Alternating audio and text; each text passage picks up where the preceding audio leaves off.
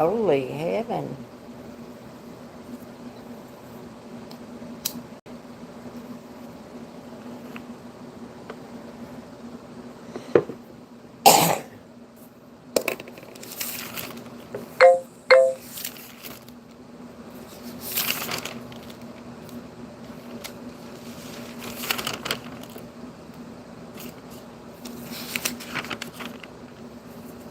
Well, hello, Humberto. I am working on trivia. Working on trivia. Hello, Mary. Hello, To Shine. I am working on trivia for tomorrow night. I got 3, 4, 5, 6, 7 pages so far. Humberto is always first. That's amazing. I know it. He's just that way. What is everybody doing tonight? Just returning from the office. Awesome deal. How's everybody doing?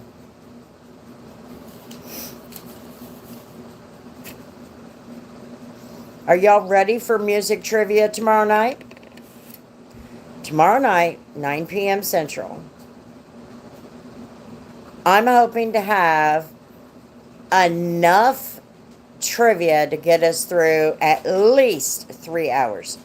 Hello, I'm on the road, but I'll be listening. Alrighty, John, you go ahead and do that safely. Having dinner. Well, hello, Mr. Carlos. Giving the car a wipe down. There you go. Working. You can't make no money if you ain't working. So yeah, I have 7 pages so far of 80s and 90s music trivia. We're going to have a blast. Some of these are going to be so stinking easy, you're going to be like, oh, I can handle this. And then I went digging deeper. So if you are not freshening yourself up on that 80s and 90s music, everything from Sir Mix-a-Lot to TLC to Mariah Carey to The Cure, Eurythmics. You know, we don't care around here. How old are you, To Shine? Yeah, 80's best music time ever. You are so right, Ramon. How you doing? Eating Hershey almond bar. Didn't sleep well. Not sure how long I'll make it tonight. Well, you need your sleep. So you do what you gotta do. Dang, I hope I can remember many of them. Yeah, and when you answer them, any metal, there was a couple of them. There was a couple of those metal ones in there. Because I had never heard of them. Is it metal or is Radiohead? The hell is Radiohead? I don't know nothing about that. Any metal, I'm 45. Then you'll fit right in. You may not get all of them, and it may not be for everybody, you know, because everybody listens to every different genre of their time. Me, I kind of listen to everything, but at the same time, not everything. They even had some Wilson Phillips questions. We had Madonna. And you know, Madonna covered the 80s and the 90s. Lots of Janet Jackson, Michael Jackson, Lionel Richie. There's all kinds. Even country music. I don't know yet. I haven't gone to look at it. But like I said, what I want to do is put together enough for us to go at least 3 hours. If we can make it to 3 hours on trivia, we're doing great. Last time I didn't have enough questions. So I'm not going to run into that again. Anyway, I didn't do any details today. They went in there. I prefer older country, not the new stuff. Me too, Mary. This new stuff, we were talking about this a while back. Humberto might remember. This new stuff, every single one of those male singers sounds the same. They sound the same. And you're going, what the hell? And they all sound like, hello, Miss Rashida. How you doing? Trace Adkins. There you go. That man is fine. Just saying. But anyway, I'm getting as much as I can as far as 80s and 90s, and then I'm going to move to different trivia pages and see what else I can find. So, this is everybody smash that like button. You know how it goes. So I went out in the field today. I did not have a detail because my dad and his buddies made a mess in the shop. And so I'm like, okay, that's fine. I'll go over there and pick my stuff up, and I'll go to the car that I want to try this new product out on. So, because I still got those new products I want to try out. So I grabbed those products and I headed over there to Miss K's work. So that's what I did today. And I was on my way to the shop. Got to the corner about a mile down the road, okay? So it's about a mile to the west of me. Got to this main intersection, and there's this guy jumping in between all the cars, sticking this poster in front of everybody's windshield. He was begging for money, talking about how this little girl named Carla, 8 years old, they need money for her funeral. She had leukemia.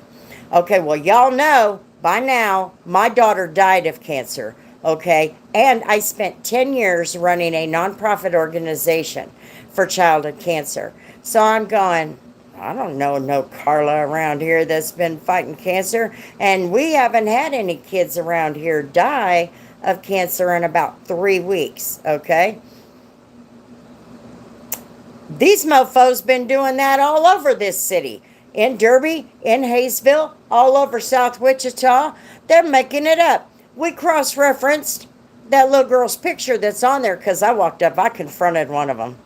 I walked up there and confronted one of them. I said, I don't think we have one of these kids fighting cancer around here by that name. And then she said, she in Romania and have no food or water, okay, in her broken English. And I just I'm like, oh, at that point, I knew, excuse my mouth, this bitch and her friends were playing games. That sign said this little girl's funeral, okay? She tells me in her English she has no food and water and is in Romania. So I stuck my finger in her face and I told her, I said, I'll tell you what, you better make sure your stories match what's on your sign or you're going to have a lot of trouble, and I will see to it. Anyway, she walked off. I walked off because I was that close. That close. Anyway, before I even confronted her, I said, can I get a picture of your sign? So I got it. I was like, okay. It is what it is. So, yeah, I don't like people that like to scam people. That will tick me off fast. Especially when I know the childhood cancer community in this town and the surrounding areas. Got to go out with my friends. Have fun, Coco. Okay, what did I miss? Wait a minute. I like doing well. I like country music and a cappella like pentatonics. Oh, there you go. I'm ready for trivia tomorrow. I am bringing Alexa as my +1. Alan Jackson to Patsy Cline. Patsy Cline is one of my favorite artists. Me and my grandmother used to sing her songs all the time. It was so awesome. Mary, being a Puerto Rican, not many like country music, but I know many of them. Oh, I so dislike people who lie and do that crap. It's disgusting stealing people's money. Here in Goodyear, they don't let them panhandle. I tell you what, y'all were here when I told you about that ridiculous-ass police chief they hired here, right? That man, He is just here to make the money. He's not worried about fighting any crime, handling some of that crap. Why would we do that? I did report them to the police, but it didn't look like they did anything because I saw them there, and then I got confirmation after texting other childhood cancer families that they had been in other locations doing that. And so I put it all over Facebook and told all them families to share it.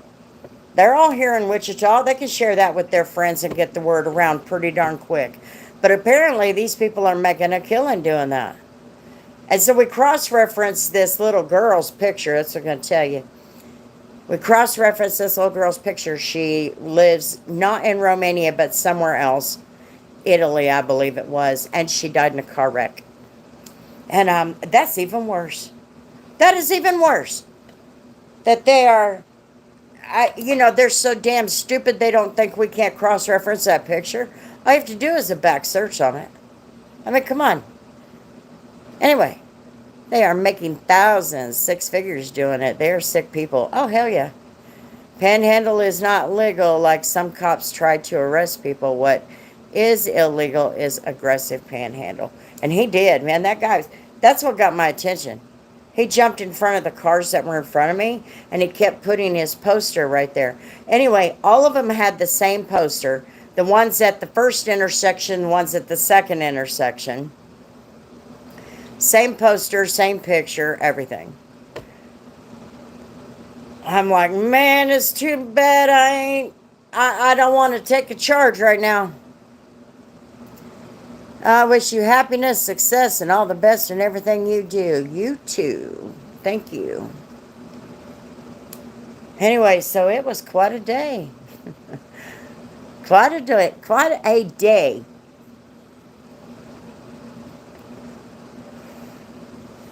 But I do want to get some other genres. I want to kind of go back into I might even go back into like 80s rock bands and things like that.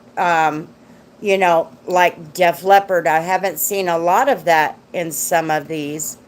So, like Def Leppard, Boston. Didn't hear nothing about them. How about Styx, Cheap Trick?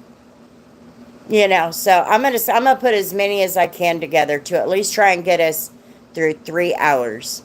That's my goal. Goodyear is a small town and they don't allow it at all. You will see someone panhandling, and within a few minutes, Goodyear police makes them leave. Ha ha! Yeah. We need a police force that wants to fight crime here. Look up the band Apocalyptica. You might like them. Well, if it's about trivia, yeah. I don't usually listen to some of that older music anymore. I don't listen to a lot of music anymore, except like that playlist we made. I might listen to it. I've listened to it 3 times now.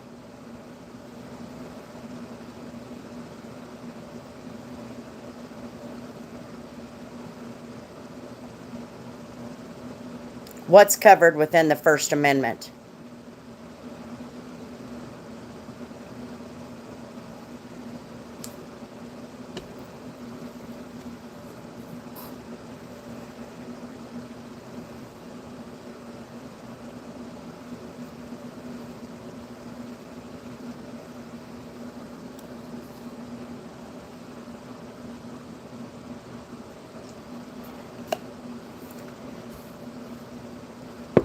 The premise is not within the First Amendment.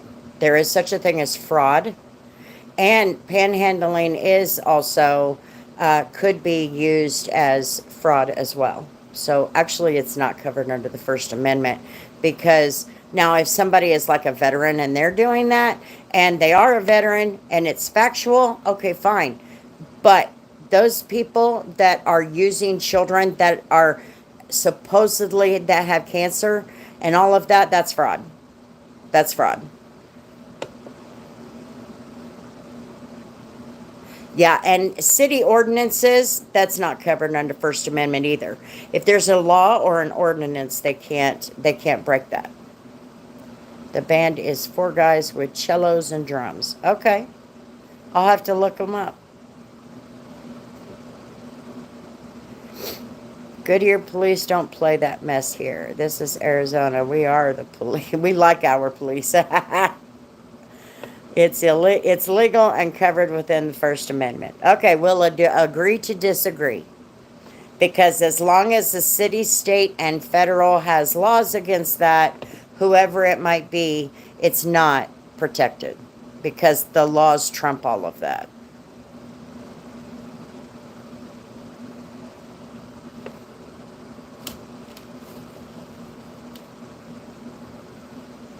I don't want to lose my page. I'm afraid to lose my page. I got two of them open so far.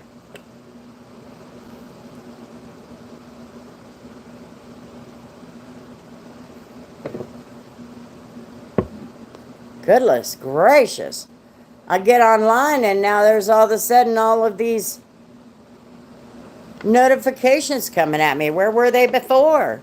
We are like those small towns that make their own rules. Puerto Rico. Have you ever used any Chemical Guys products? Yeah, I've used a couple.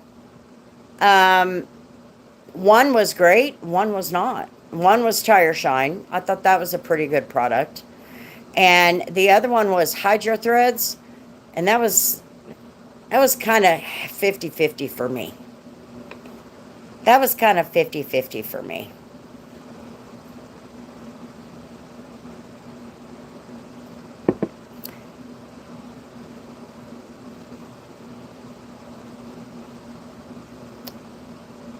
By Chemical Guys. It's called Tire Shine.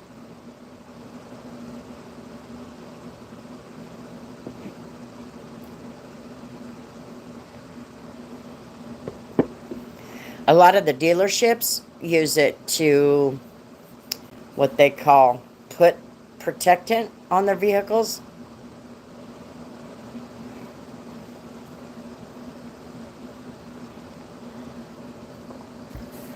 Nothing can trump First Amendment. That's the law of the land, and Supreme Court has stated that. It's treated as freedom of assembly and religion and something else. I remember reading about it. Oh, yuck. Oh, yuck. What are you yucking about? Because it happened in Texas and other states. Let me ask you a question, Humberto.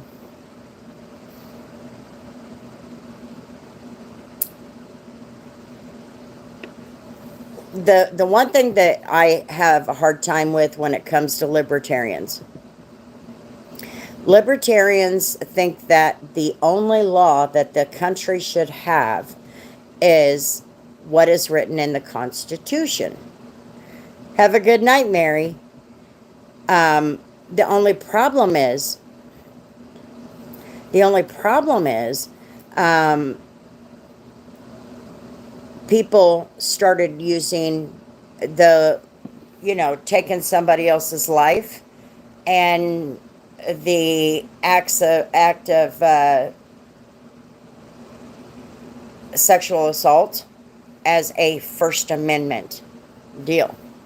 So before you know it, you have to have laws that protect that, because people can get around that when there's no specifics. So the question would be, if we want to throw out all the specifics and go with just the First Amendment and it covers everything, then you feel what I'm saying? The reason that the laws are there is because not everything should be covered under First Amendment, which is fine, because I would rather people not take another person's life. I would rather there be no children going through assault, you know what I mean? Whether it be by a stranger or a family member. And so those particular laws have to be written. And once they're written, then the First Amendment doesn't cover them. Okay? It's kind of like hate speech. There's a lot of that goes around, especially nowadays. There's a lot of hate speech that goes around. My problem is the fact that we don't have very definitive laws against it. Now, some city places do, but a lot of laws are not definitive so that it's cut out. And it really should be. They should be definitive and cut them out. But I don't agree that hate speech should be covered under the First Amendment. I don't believe it at all. And also because of freedom of speech, it was because of time, place, and manner. I can't remember it all since read it years ago. Yeah. And like I said, you and I can agree to disagree on that, because I don't like, you know, if, like I said before, if it's a veteran and he's struggling to get through and he's holding a sign just wanting to get through the rest of the week to get some money, can somebody help me out here, please? Okay. We don't have that kind of thing going on here anymore.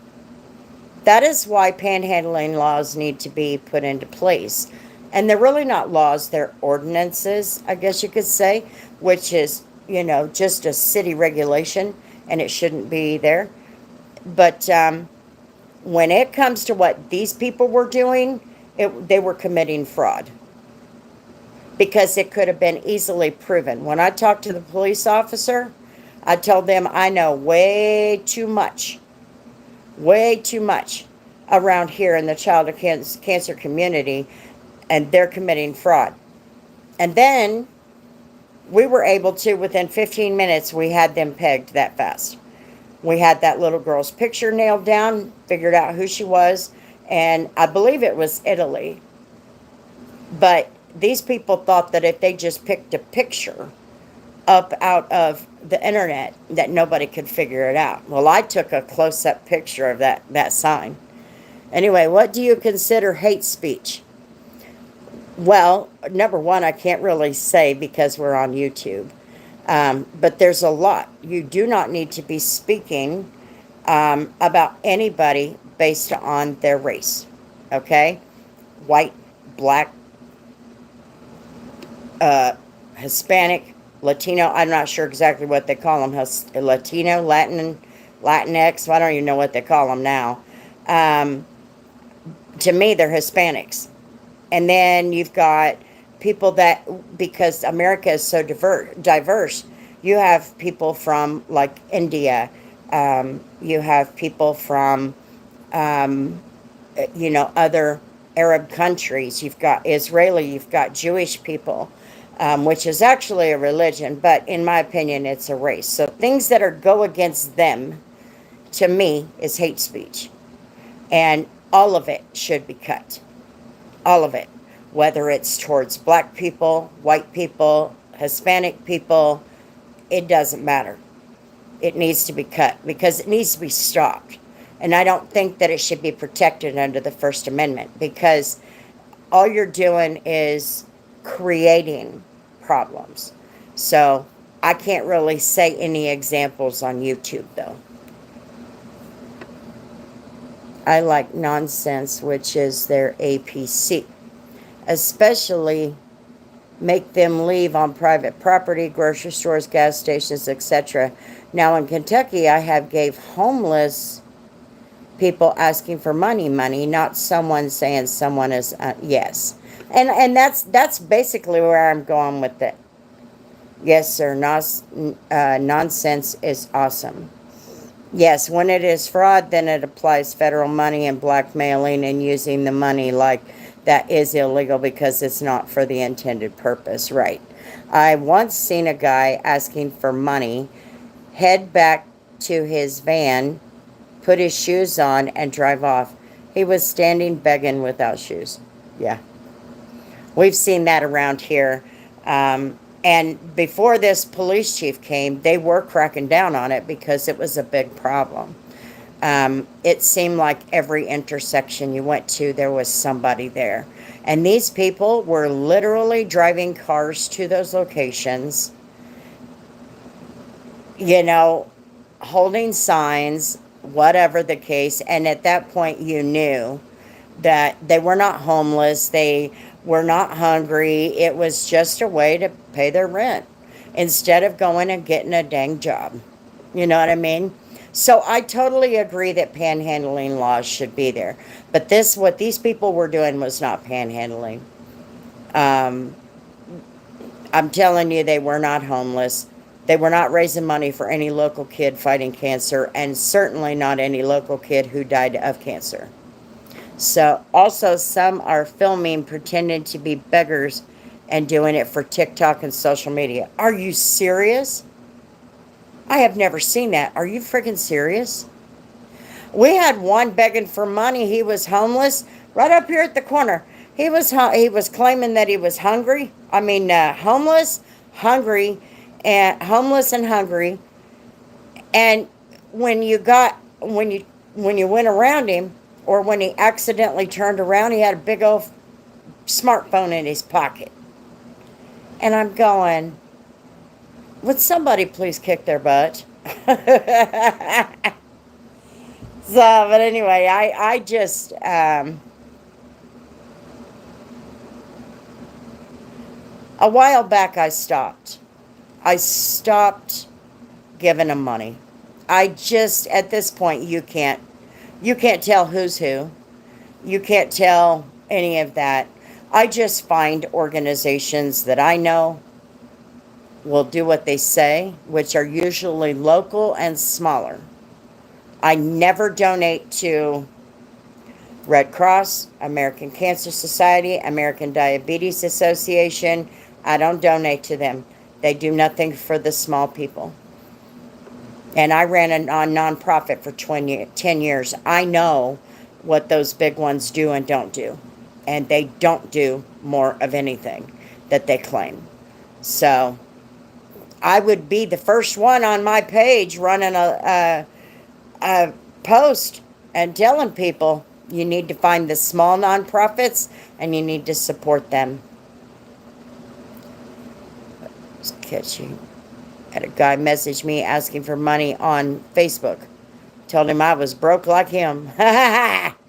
Also for those catching gold diggers. Yeah, and I have a little bit of a, I was joking the other day about or I should just get me a sugar daddy. And I really consider that to be like a gold digger kind of thing. And I feel like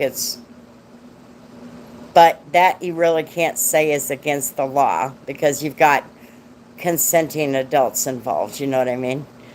I am a sucker sometimes. Filled up a guy's car with gas.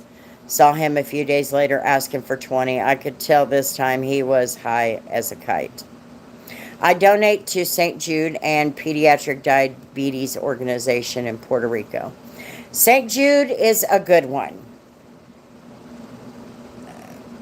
My daughter is not the only kid in this family that had cancer when she had cancer. My nephew was diagnosed with brain cancer 10 months before she was diagnosed with ovarian cancer. Now, Mason is still alive, and he's doing pretty well, but he was treated at St. Jude. They had a research program available. That's how St. Jude works. They have research programs, and then they figure out if this applicant, because you have to apply, and they do turn children away. You have to apply, and if you can fit into their research projects, they accept those kids. And they never see a bill and all of that. So I do always say, go ahead and take care of St. Jude, because there are kids being treated. But they did not accept my daughter. They did not accept my daughter. Brain cancer is also my husband's brother-in-law died of it in India. That's sad. It sucks. He has, it's on this side, a brain tumor back here, and many surgeries. He was 15 months old when he was diagnosed, and then 10 months later, um, she was diagnosed. Becca was diagnosed, and Mason has survived. He was able to get some pretty specialized treatments, but my daughter was denied St. Jude because she didn't fit into any research projects, programs. But you have to understand, a lot of children, and this is why I, a lot of people call Bobby Kennedy a nut job. But you explained to me why my 14-year-old daughter had a stage 4 ovarian cancer, a type of cancer that's only been seen in 11 cases since 1955, at 14 years old. So you will never be able to convince me that some things are put in our food and the normal everyday things we use. Let's see, Jamie the cleaner is raising money for his niece because of something she has, a rare sickness. St. Jude didn't accept your daughter, or who? My daughter. They did not accept my daughter when she was diagnosed with cancer because she did not fit into one of their research programs. I am so sorry to hear that about your daughter. Thank you. Oh, dang, because she didn't fit. She had ovarian cancer. They only have, let me give you a dose of reality. St. Jude is a wonderful place. It really is, for only 3% of the kids diagnosed with cancer. And when I say kids, I mean 18 and younger. And most kids that are accepted are all under age 15. The only reason they're still treated up to 21 is because they survived their cancer, so they go through their 6 months and 1 year checkups each year until they're 21. But my daughter had ovarian cancer, which is something that is only found in 50 or older women. So there was no research project, and they did not accept my daughter. We did apply. Every child applies, but only 3% of the applicants are accepted every year. So go ahead and continue, because you are helping kids with cancer. But I want to make sure everybody understands the truth. She couldn't be admitted because St. Jude doesn't work like that. St. Jude has you can look it up on their website. They have research programs, and they'll talk about, like, they have been able with their research to turn around with one particular doctor in the 80s. They were able to turn around the survival rate of only 5% in kids with leukemia. St. Jude was able to turn that around to now 94% rate of survival in the first 5 years. So they've done a lot of good. They've come up with chemotherapy protocols or treatment protocols through that research, and they do share that information with other hospitals. So say Sloan Kettering in New York City has a kid that came in and has been diagnosed with Ewing sarcoma. If they had a research program at any point at St. Jude, the doctor at Sloan Kettering in New York City can call St. Jude in Memphis and say, what protocols might you have available for this? Now, the research programs will always continue, because as the research continues, new things are discovered. DNA is discovered, and they have a new thing called genome sequencing. And genome sequencing is they take a little piece of the tumor, so nothing no bigger than your fingernail. They can learn so much from that little piece. And so what they do is they break that up and they look at the cell growth in that tumor. And you may have, it's all colorful. So I kind of describe it like this. You've got pink, yellow, and blue in the tumor. So when they sequence this piece of the tumor, you might have a little bit of blue in it, and you might have a little bit more of the yellow, and you might have a little bit more of, I don't remember the other color I said, purple, something like that. Anyway, if you've got the two cell growths or the cell centers in the middle of that tumor, that sequenced, those are the ones you would put together a treatment for. If this blue is here, it was just a tiny bit, that should be taken care of by the protocol that's designed for that particular cancer. So what they're trying to do is narrow down what the cancer is so they can give it a particular protocol. Now, let me explain to you what I mean. My daughter had ovarian carcinoma. Her type of tumor was an epithelial and clear cell tumor. Okay? So what they needed to do was, because epithelial is just a typical tumor, okay? What they needed to do was attack that particular tumor, as in it, the clear cells. They needed to attack those because those were the most aggressive.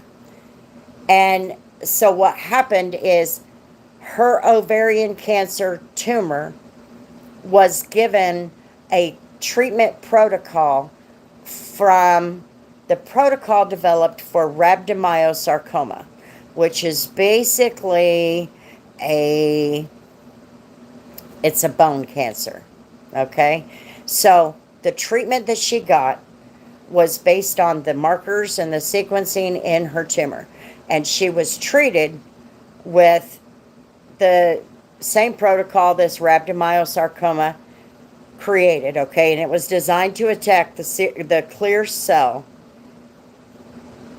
markers in her tumor. And it did. My daughter's tumor was about the size of a football, or the size of a 4-month pregnancy. That treatment was able to shrink that tumor down.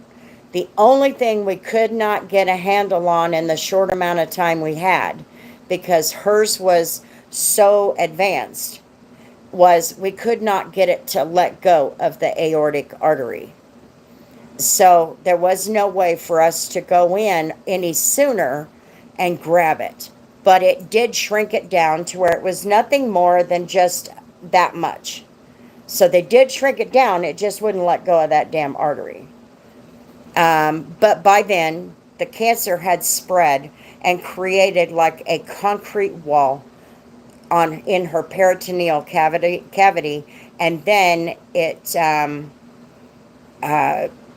created this, what is called ascites, which is fluid in the cavity, and that fluid basically means that your body no longer functions. Your bowels are not absorbing the fluids that need to be absorbed. Neither is your cavity, your organs, your kidneys aren't working right, and all of that. So by the time, we needed time and we didn't have it. So there's a lot that goes into cancer, and the research and everything is grown. Some of you might remember, and this was something that we struggled with. And I was kind of angry when I saw that one president can do it and the others wouldn't. Obama was the president when my daughter was sick, okay? We were pushing for that right to try.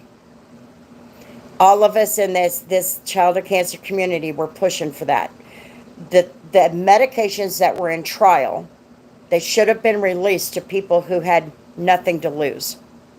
They were already there. But Obama wouldn't pass it. He would not pass it, and he would not push it through Congress. So that angered me, because when Trump did, it saved so many lives. You have no idea. You have no idea how many kids' lives were saved by just that one piece of legislation. So there are many protocols out there, but it doesn't mean that it's going to make a difference. And I got to a point where I did not continue on after December 31st of last year with my nonprofit. The reason why is because not only do those of us who advocate, or who did advocate, have to fight the healthcare system, Congress, all them frickin' politicians that are never affected by the real world, okay? We also have to fight society, who takes care of animal causes 7 times more than childhood cancer causes, or any other child causes. So as far as I'm concerned, I had to get out before some bad things happened, because it was taking me down bad. But anyway, back to where I started. St. Jude is a good place to do it, but remember, not all kids are accepted, only 3% each year. Well, I've missed so much, guys, so I am sorry.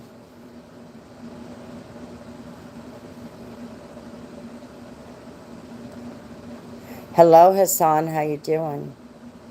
Our healthcare is sad.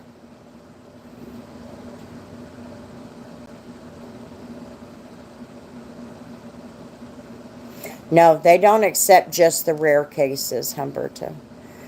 They only accept the ones they have research programs going right now. They have a big one going on right now for DIPG, which is diffuse intrinsic something glioma. I can't remember that P word. It's basically, it's only found in kids. Most of them are under 10, and it's a tumor of the brain stem.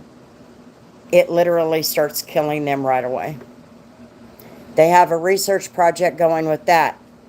The problem is, they're not changing that protocol during any of that research, and we don't understand why. They're doping them up on steroids. They're giving them treatment and the proton radiation. However, what they're doing is creating the moon faces, and the kids lose all mobility. They turn into veggies, literally. So there's been a push in the last couple of years to start pushing St. Jude. You've got to do your research. What you're doing is not working. We have thousands upon thousands of kids who live anywhere from 3 to 9 months with these tumors, with very, very little survivors. I think they counted there was less than 50 survivors from the last 30 to 40 years. And I'm like, holy crap. But when you see that particular way the treatment is going, and it's not changing, they're not doing anything different, it would make sense that the treatment is the problem. When I had miscarriage, the hospital covered $7,000 bill because we had very low income. If it was higher, they would not. That's terrible. So tired today. Our hospitals in Puerto Rico were filled from people from the USA during COVID because they wanted to be treated here. We had less than 50 that died because of the treatment here. Yikes, hard day today.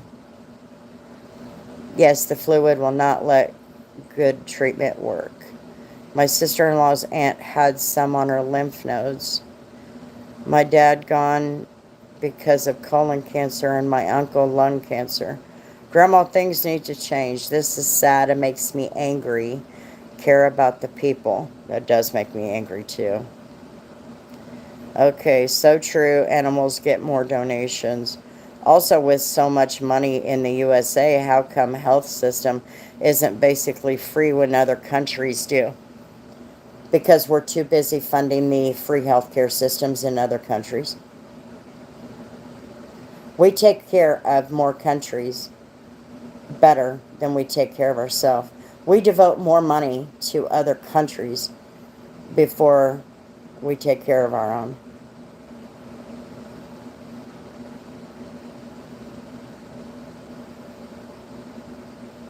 America, it's expensive. Without insurance, you can't afford to get sick. Hell no.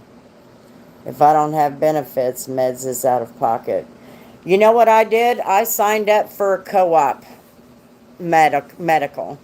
I have to see the doctor. Being diabetic, I have to see the doctor every 3 months and get my sticks and my, fasting blood sugars and all of that done. So I joined the co-op, which is called Atlas MD. And I just pay one monthly fee. And I only pay for two medications, $5.96. And that's for 30-day supply. So I usually get it in 90-day supplies. And I have two medications. And then I'll have to worry about it until I get low. That goofball in charge here isn't much better. Well, I watch a channel on YouTube.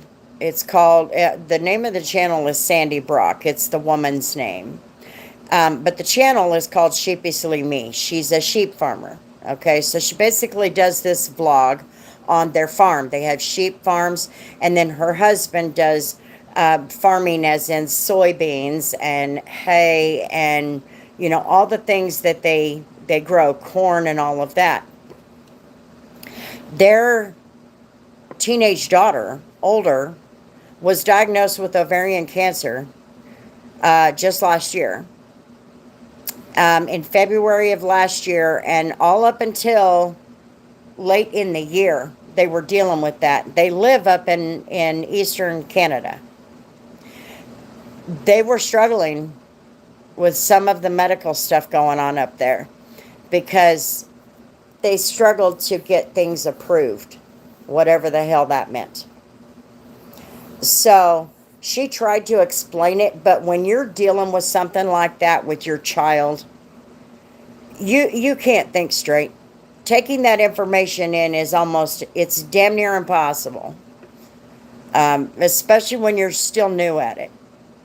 So when I was at MTE, I didn't find my other bag of syringes.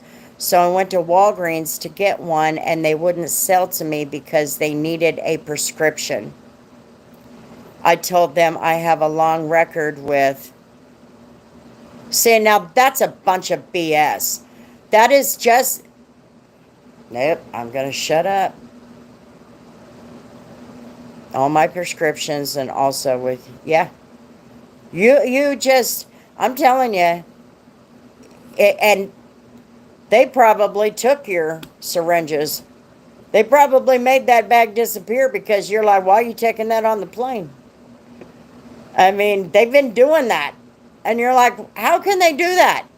They know people need those medically necessary things like that. Insane. Why don't you have a Dexcom?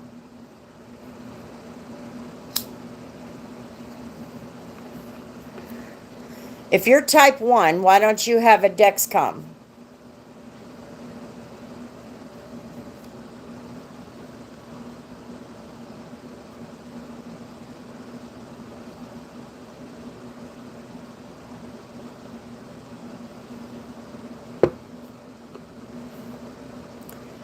Okay. Needed a puffer and eardrops.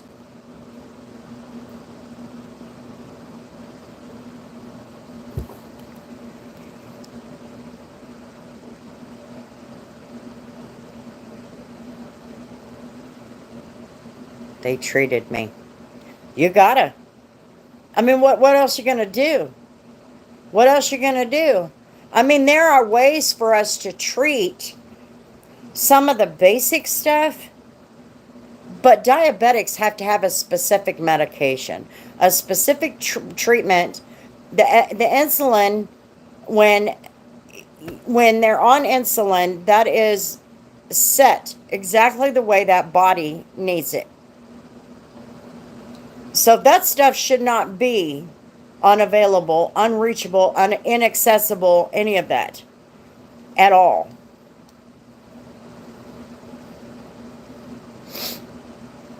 Goodness.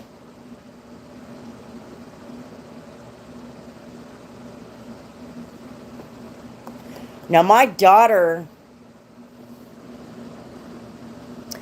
she has a Dexcom right now. They're reading all of her readings right now just to see if she doesn't have something. It's with an endocrinologist. And so they need to make sure that we're not dealing with more than diabetes, because her numbers are pre-diabetic. I need syringes to inject my insulin. I reused the syringe I had. Then later in the night, I found the bag in the bottom of the backpack. Okay. Diabetic meds can be expensive. My husband is one. Yeah. They are very expensive. Even if you have insurance, it's still expensive. It's freaking insane.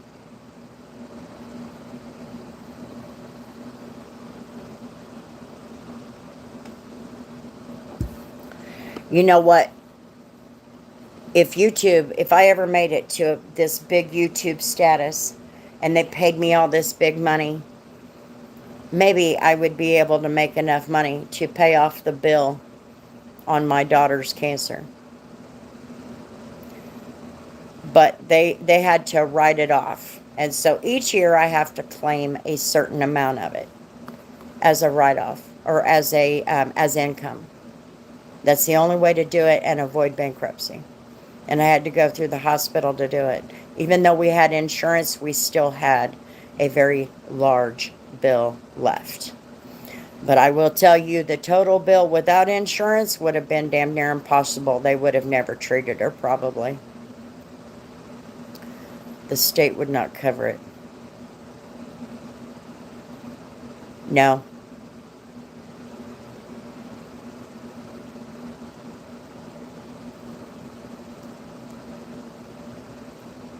I then called my insurance and they sent the prescription to the pharmacy. And when I went back, they were surprised. Those people. And you want to know what's ridiculous? Do you have a Walgreens? Is that where you get your medicine at home, is Walgreens?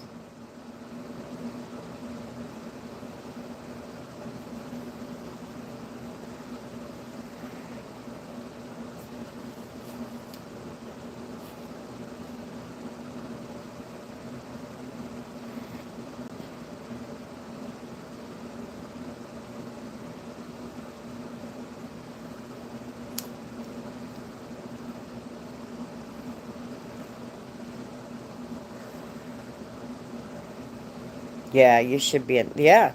If you go to Walgreens at home, that system is supposed to be linked within their entire system, inside system, to remove all of that. That's why they were so popular in moving your prescriptions to them when they first came around here, was because they're linked all over the country. If you need your medicine when you're on vacation in Las Vegas, you could get it at Walgreens. You know what I mean?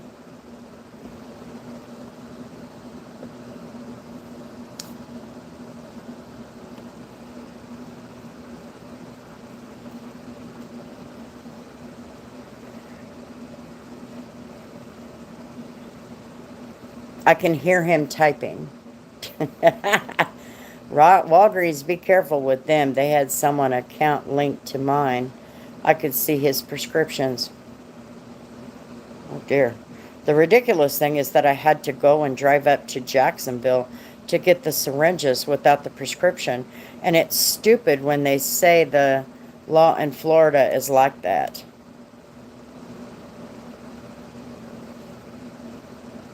You mean the medical law? That's federal.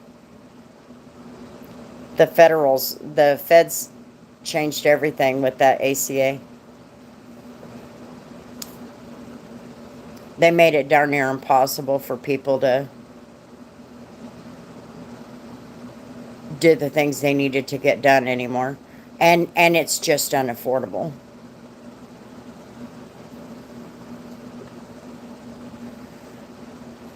I honestly don't know, Rashida. I don't know. I wish I knew how. I contacted, at the time, the senator that I had to contact was Mike Pompeo. That's the biggest joke that ever walked the face of the planet. And then he ended up in Trump's administration.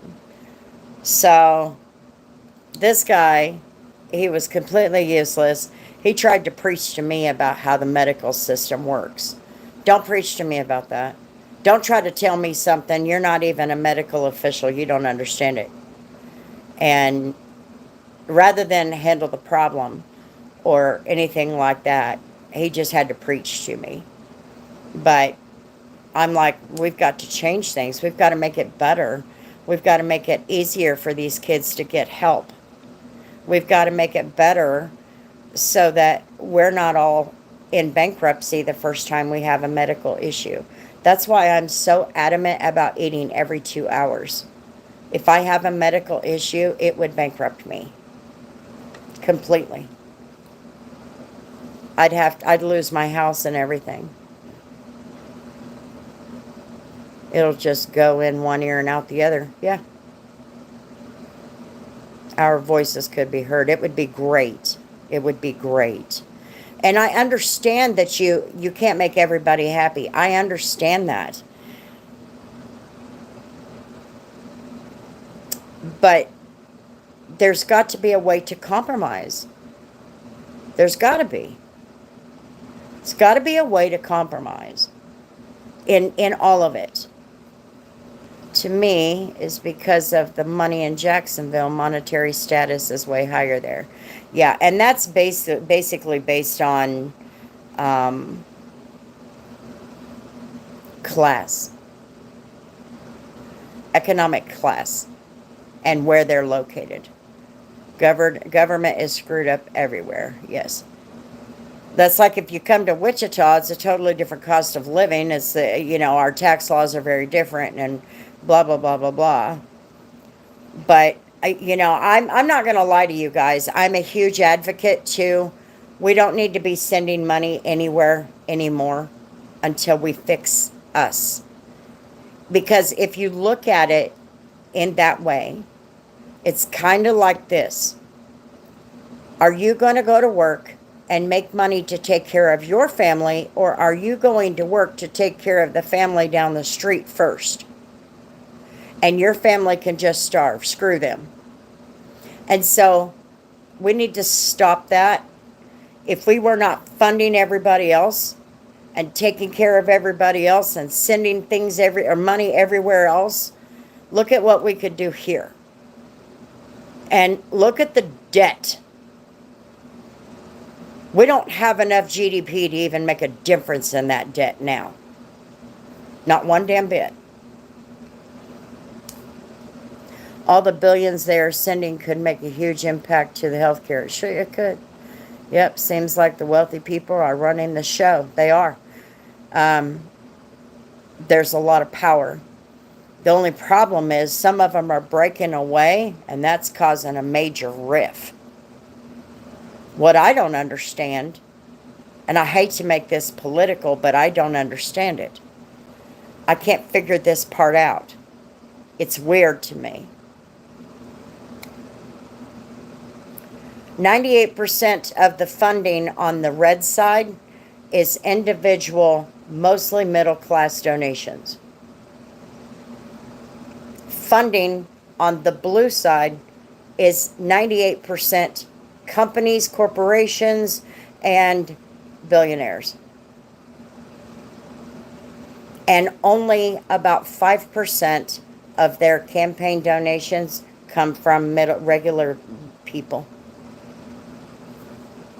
And I'm like, but they'll be the first ones to say we need to raise taxes on these companies, corporations, and billionaires. But they're funding you. And then this side says we need to cut taxes, which is true in this particular financial economic system that we have here in a capitalist society, which is true because if you cut taxes like 10%, you can recover 25% in revenue. I know that probably makes no sense, but it is a very complicated deal. But I don't understand how these big companies, corporations, and billionaires would fund somebody who says we need to raise their taxes. They never raise their taxes. They never do. So obviously they're in cahoots at some point. I just don't understand the flubbery. I don't understand it. It's just weird. But we do need to tax them. They do use all of the loopholes. So, who put the loopholes in? Congress. So if Congress would close those loopholes, okay, then fine, you can raise the taxes on these people that makes however much. And these corporations. But yeah, that's what it is. They get, if they're multi-million-dollar companies, they get so many write-offs, they literally don't have to pay anything. That's exactly what it is. And when they do not fix that, that has to be compensated somewhere. So where is that compensation from? Me and you. That's where that comes from.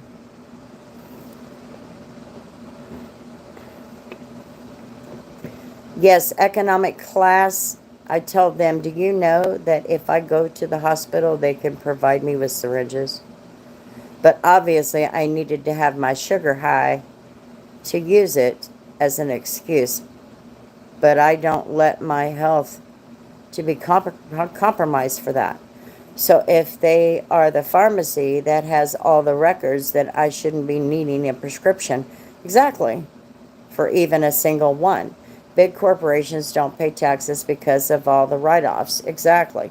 Many pharmaceutical companies were here because of the tax benefits. Yes, we produce Viagra, insulin, and still we have to pay it overpriced, different from the USA.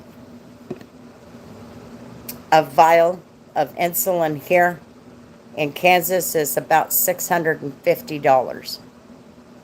If your insurance doesn't cover any portion of that, there are people that they just let it go.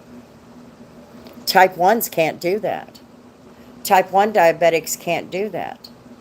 They have to have that medication because the type 1s have a particular defect in their body, whether it be some kind of insulin resistance or their pancreas is just not working properly.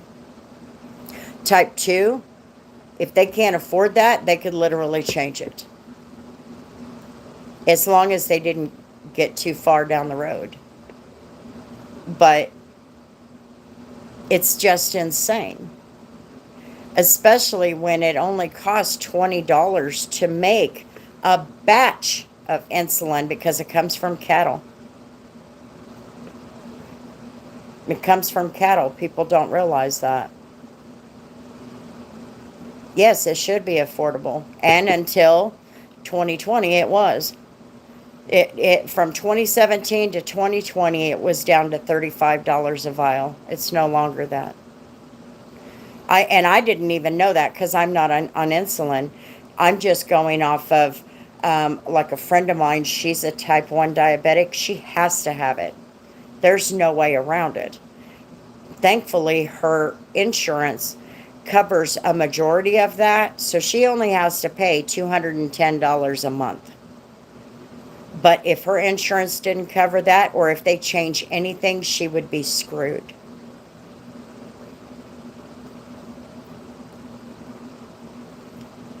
Who told about Viagra? Holly? Ain't true. Now, the insulin got the price lowered, and with my insurance, I pay $35 for Lantus and $25 for Humalog. Yep. The insurance,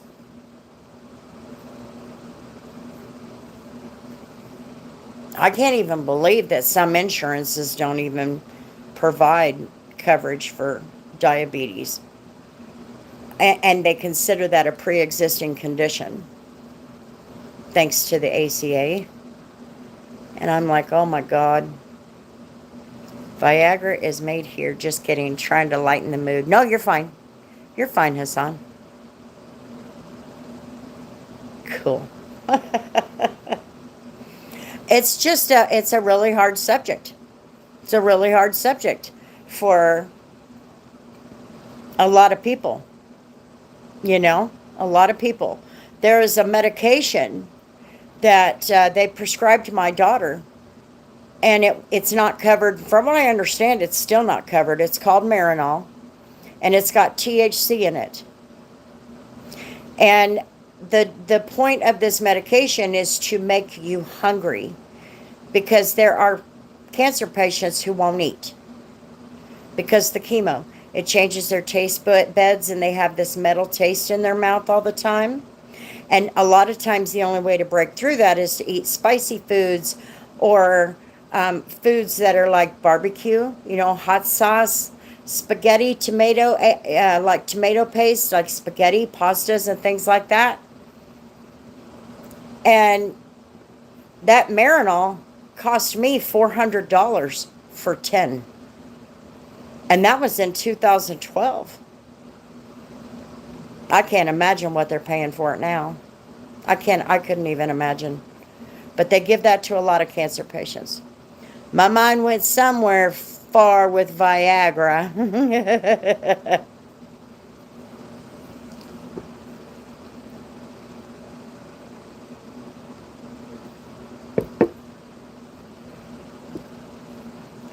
So yeah, it's a touchy subject.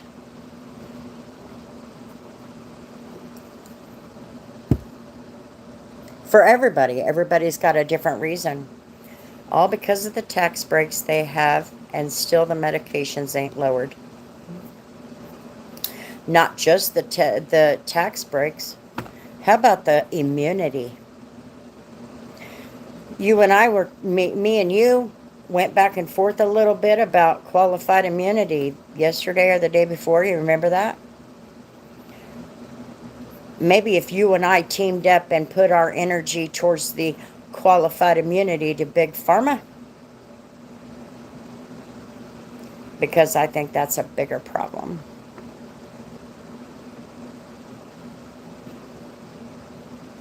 It's a much bigger problem. It's affecting many more people. Sadly. It's creating an opioid problem. Opioid addiction. Opioid addiction. That's the word. And it's sad. A lot of people affected. But no, you can't. You can't say nothing to them. They're immune.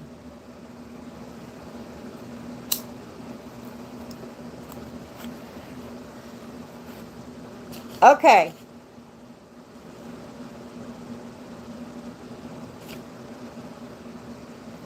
Rashida, is your husband also insulin dependent? I think she said that he was on insulin or something.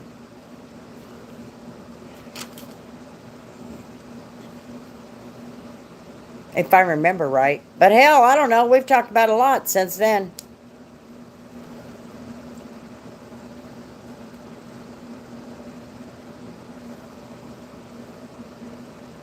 I really like that name.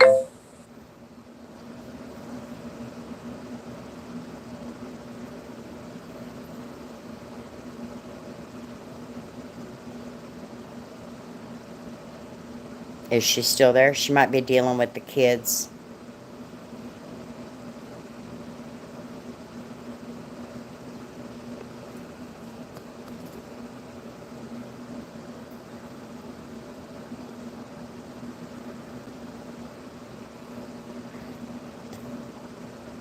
My diabetes was found very early, and it's type 2. So I've been able to manage it. But there's type 1s out there. They can't do what I do. You can't control that with diet. Insulin pills instead of insulin injected. I think the pills are worse, to be honest with you. Do type 1s take pills? I know type 2, they all take pills except for the ones that are way up there because they didn't take care of it. They depended on the pills to make it all better, and they could eat all the pasta they wanted and it would be okay.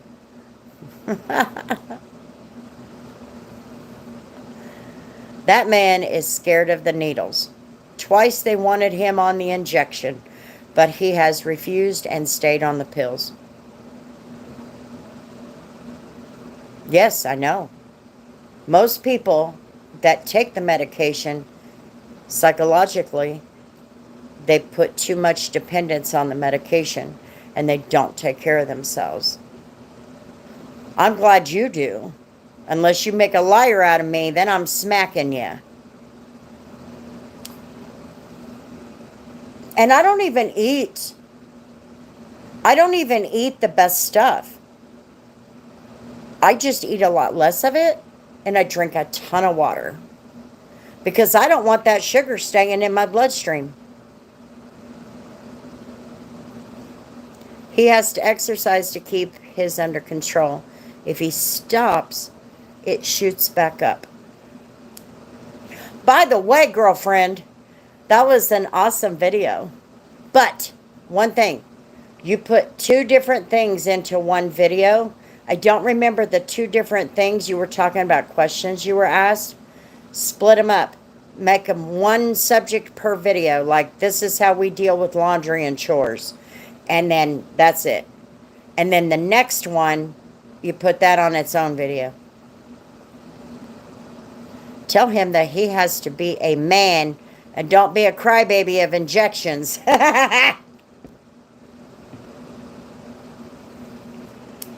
I wouldn't like it. I didn't like it. I had to take injections for hormones. Yes, split up so you have 2 videos. Okay, on one subject per video. Was in the Thanksgiving, I got hungry and it took over my thoughts. No, you're fine. The video was good. There's only one thing I want you to do other than that. I need you to, I know you probably don't have a whole lot of extra money, but I need you to order. Hang on a minute. I'm going to go find it. I used it today. Hold, please. Hold, please. Let me get up. Get my fat ass out of this chair.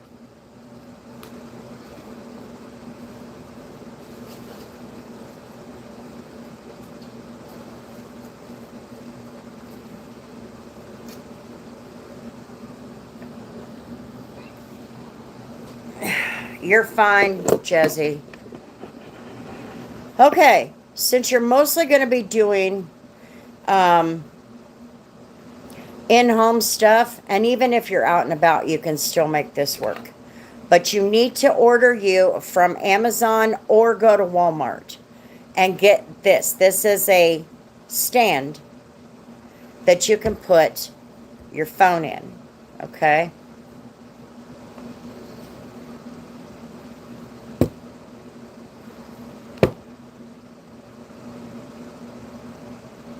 You need one of these and get that phone under control so that you have more And I love the intro. What'd you think of her intro, Humberto? I loved it. I thought, oh, that's perfect. That's perfect. You put the kids in there. You got them back a ways, so nobody can go in there and snatch any and do some creepy crap. But get you one of these stands and you'll be able to manage the camera better. Okay? You'll be able to manage it better. I don't have another phone. I'm on the phone now. So, and you'll be able to, carry that around. The phone will be still. You won't have all of that scratching noise, that kind of stuff. And did the picture. It's perfect. I love the intro. That was perfect. And it's just a quick little intro. And it doesn't have to be long. Mine is only 1.7 seconds. So, and it's just nothing more than a picture, and then I animated some text saying detailed grandma or something. I don't even remember what it is. But anyway, get you one of these. It's called a vlog stand. VL, you know what it is. Vlog, V-vlog. Get you a vlog stand. These things, they bend. You can put it any way. You can do all kinds of different stuff with it. Okay? So, say you're going to do something. You're going to go on a little trip with the kids. You were talking about going to the zoo on your live or something like that. Okay, so you guys got the money together to be able to take the kids to the zoo, right? You can put your phone in here and you can point it like this, and we'll be able to see the kids, and you don't have to worry too much about it, but we'll be able to see them in the SUV. Okay? And so you'll be able to get some decent shots of the trip, the vehicle side of it. It'll help you to get some of that under control. But yeah, this one cost $20 on Amazon, I believe. My daughter has hers because she helps me with some of the videos. And hers has, instead of the 6-inch legs, it has the 12-inch legs. And so she gets a little better shots with hers. But get you one of those. That'll prevent some of that scratching noise that you had on there. Things like that. Because, yeah, I know it is hard to be able to walk around the house. Or you would also be able to, because you can edit it out. I don't know how much editing experience you have. But if you put this, say you're going to go to the laundry room, like on that video you had tonight. Go and put this on the dryer. Put it on a table where it's looking at the washer and dryer. And then you walk away. The camera is set. Okay, you got it all set up. And you will take that part out. And you will edit it to where all we see is you walking in. That kind of thing. Okay, now let me catch up on comments. This is the worst for me tonight. Let's see.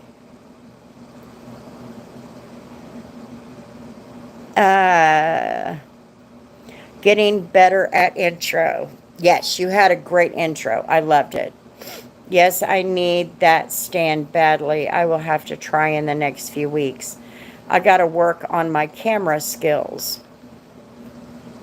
Well, get you one of these, Hassan. Get you one of these. Yes, it is great. I took your advice and did the picture and an intro as well. You can go into Canva and create an intro. They have 1,000 of them to choose from. Just find one that works with you, for you. Do y'all use that StreamYard thing as well? I have. I did it here a while back, and then I tested out YouTube streaming, and it's okay, but the camera on this computer sucks. All those also the gimbals work great. Yeah, you can get one of the gimbals. You're going to pay good money for it, but Oh, I like that idea. I have one. You have one of these?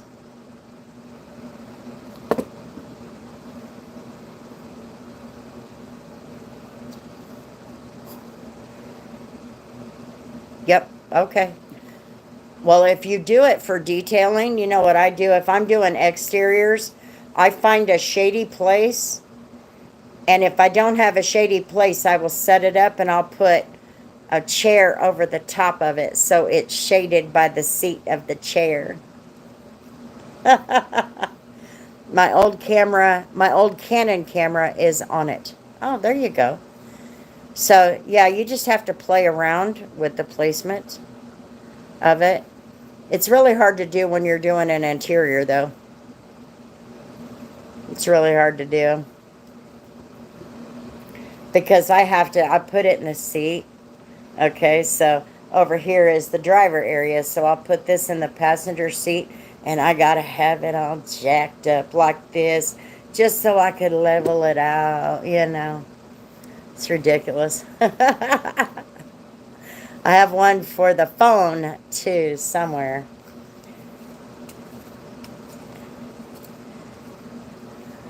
Let's see here. This one is kind of cool because I can take it off, take this off, okay?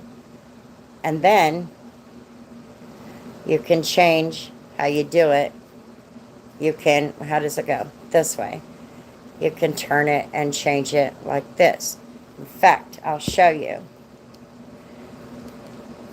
Hold up, please. Oh, wrong side, duh. Hold up.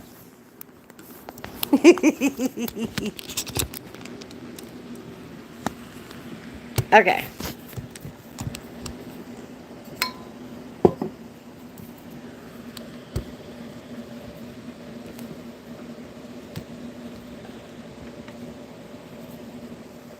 There.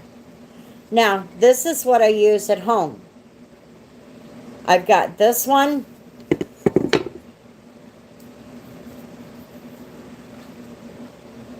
And I've got this one. Now, this one I typically use for the iPad. But if I need to put it in landscape mode, I can use this for my phone. You know, our smartphones are not little. But I have this one and I have this one that I use to keep it kind of elevated. Because if I don't, like you're elevated right now. But if I don't, you're going to be looking at my nose. And what good is that? I have one for the phone somewhere. Many, what they do is use a GoPro and have it on their chest or their head to film, and then is a matter of downloading the video to edit. Yeah, when they put them on their heads and they're detailing, all you see is this. How would you like that, Humberto? This is all you're seeing. Those GoPros are a frickin' joke.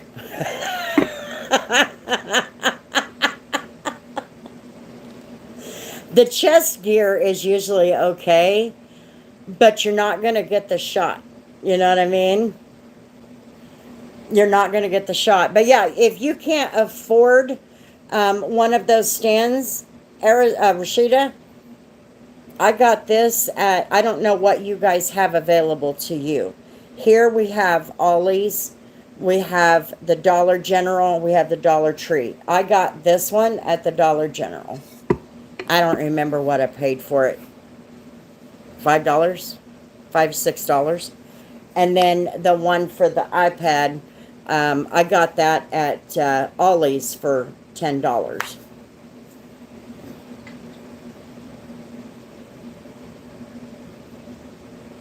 Can I express a song request and then you listen to it and we can see your live reaction? Parody Hecker. I don't have a way to do that. Hang on.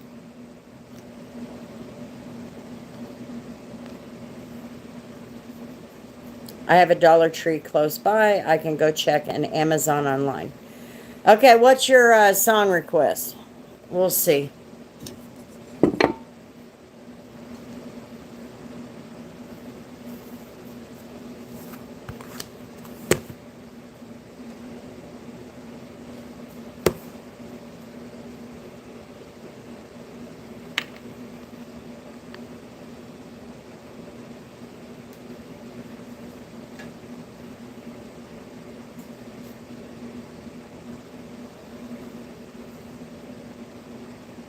I've got a GoPro knockoff.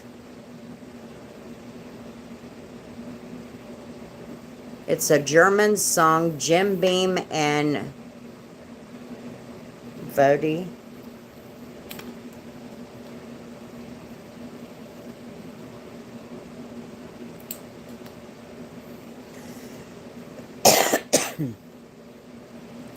I gotta plug this iPad in first.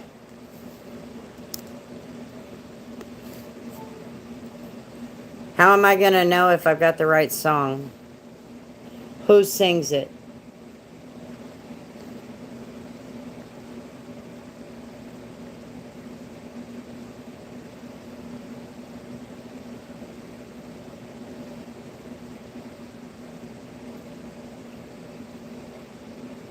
Oh, that's right. I can't play the song.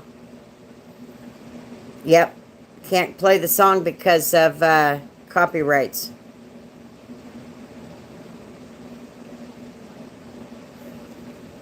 Yeah. No. I'm not going to do that. I forgot about that, Humberto. Thank you for reminding me.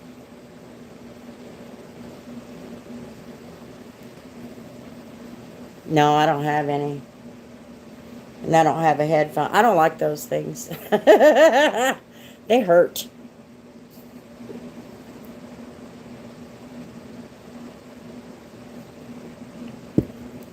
That's all right. Make sure you're hitting that like button, guys.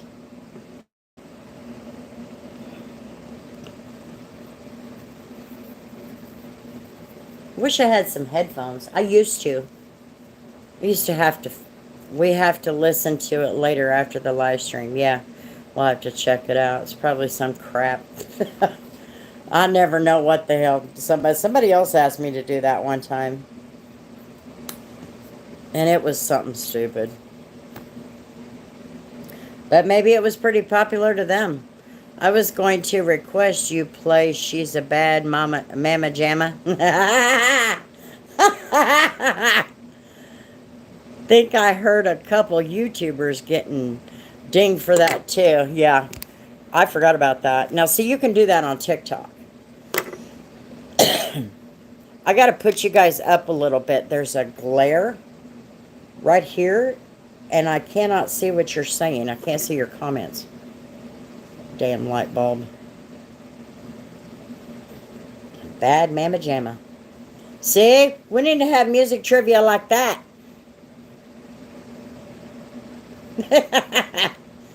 Anyway, Humberto, hope I didn't upset you with my disagreement there earlier.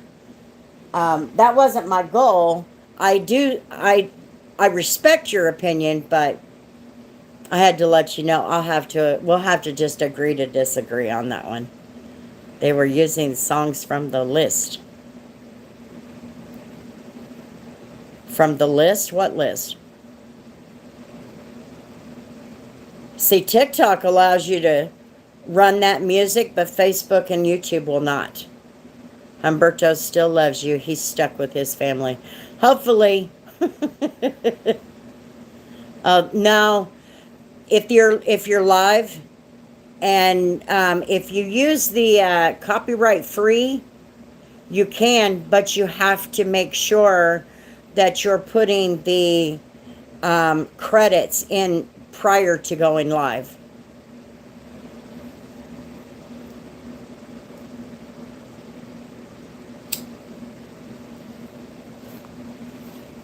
No, that's fine, Humberto. It's all good. Some people don't like that when I say, you know what, me and you will just have to agree to disagree. A lot of people don't like that. I think that's pretty sad. to be honest. And the only reason why is because that's what we're not all supposed to be the same. We're supposed to be different. So we can play music if we put credits. How do we do that? It's got to be copyright free music. And you can like maybe you have Alexa. Ask Alexa to play copyright free music and see what she does. Are you near Alexa?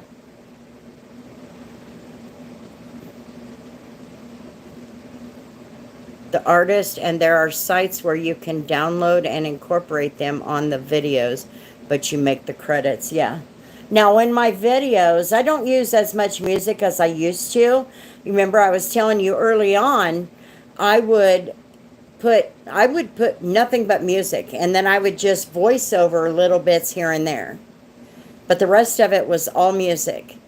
And I had to do make sure the credits was in the description box. And sometimes you get a copyright ding because they didn't give you the right name of the artist, or the artist changed their name sometime midway. Alexis is two-faced. She cheated on me. Alexa is two-faced. Miranda Detailing does that a lot, yeah. Oh, that is so cool to know. Let me wake Alexa up.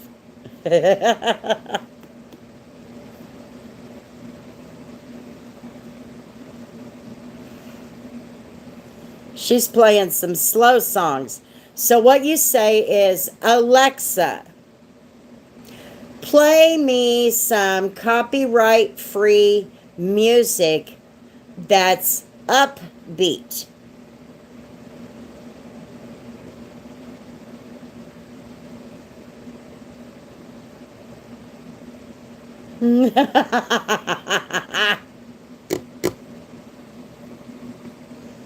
Sound like bedroom music?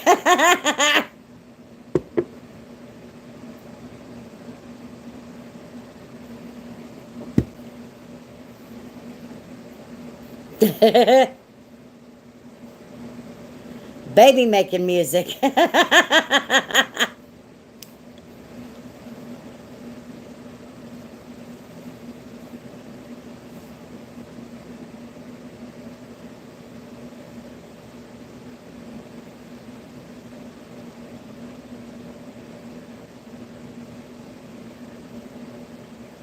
Thank God I can't do that crap anymore.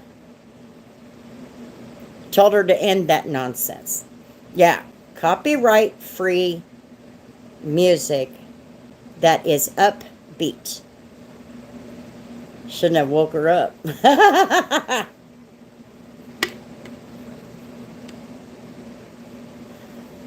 She was getting back at you? Is that what you're saying? Got to plug y'all in.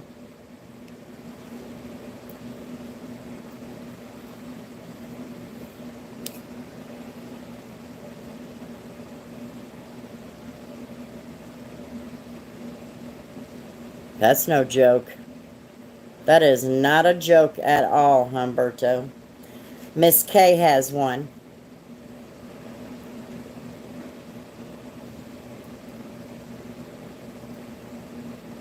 Now, I get crazy with it on my, when I was doing my TikTok lives, because I had my jewelry business. We were over at Kay's, and we would do our jewelry business on live. And so we'd go, hey, Alexa, and play some upbeat music. Come on. And then we would tell her, Alexa, start a 2-minute timer. That's why I don't have it. I don't have one either. I'm surprised you don't have one, though, Humberto. With you being as high-tech as you are, or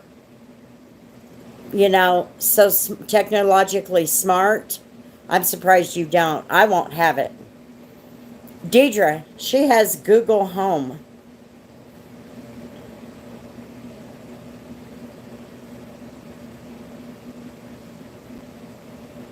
That's why I text a lot. I prefer text message, I will not lie. If I have to embrace something of today, it's going to be text messaging. She will tell me when someone is at the front door. I sleep good at night knowing she's watching my door. Yeah, Alexa will snitch. No lie.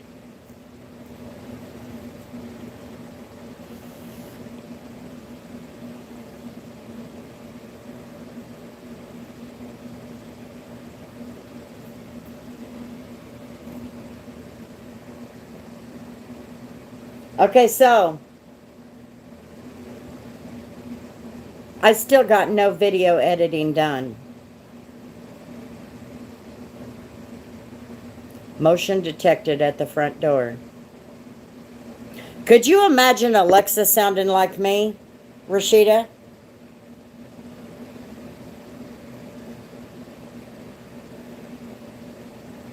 Do-do-do-do. Motion detected at the front door, witch. Go check it out. Go.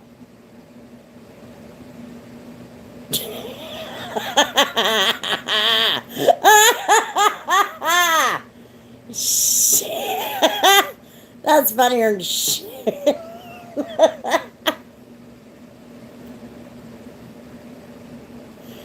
I would think you came for a visit. I'm opening the door.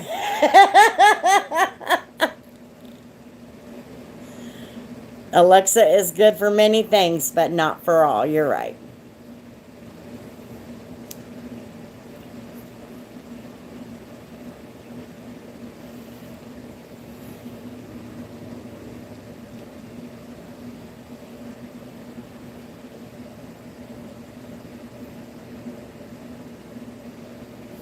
Grandma visiting.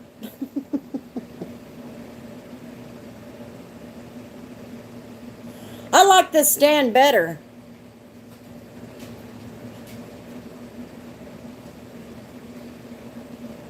You sound like a bull in a china cabinet, dog. Did y'all hear that? That dog sounded like a bull in a china cabinet coming out of that bedroom.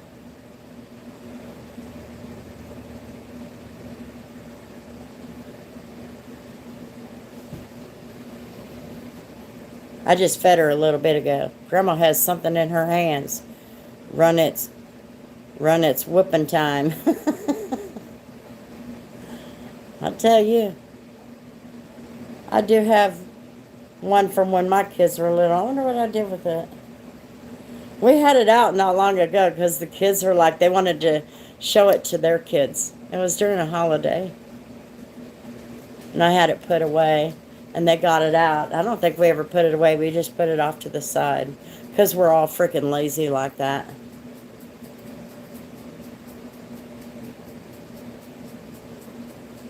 Bella, I think you're freaking bored. I think you're just bored. You're a bored dog.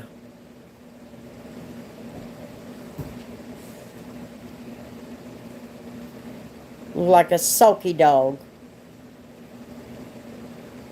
Every time you talk to her, she'll like lick her lips or something like she's trying to talk to you. It's funny as crap.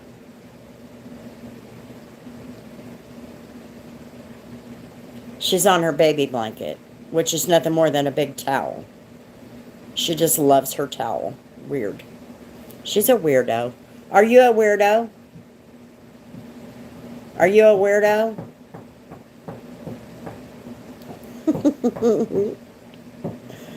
Grandma has something in her hands. Bella is a sweetie. She is. She's a great dog. She should get so anxious about nothing.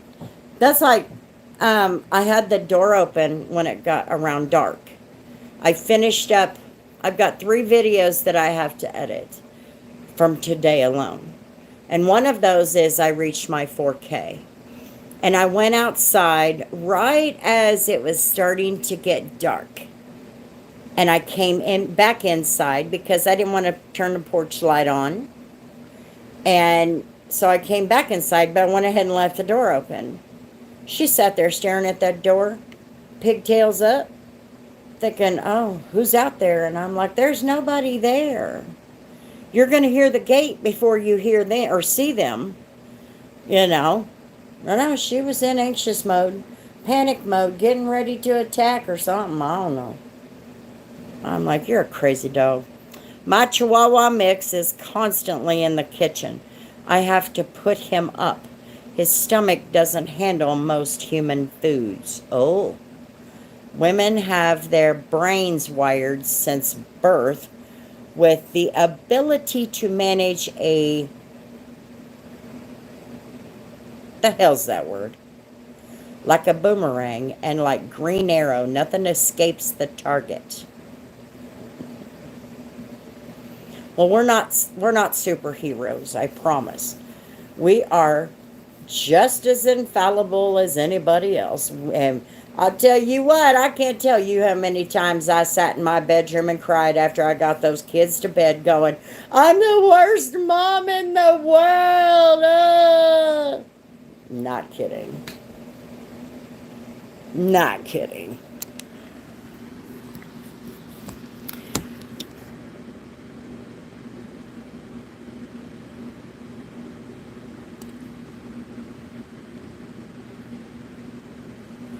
Bella, we're done. See, she's on her baby blanket. That's what I call it, but it's a towel. She just lays down on the baby blanket all the time.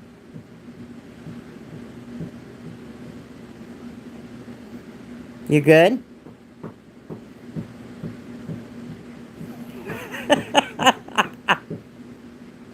Are you good?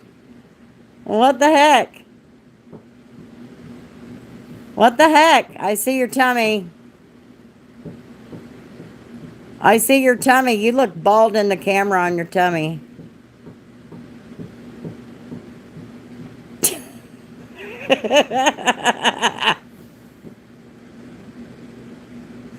I'm putting the camera on you.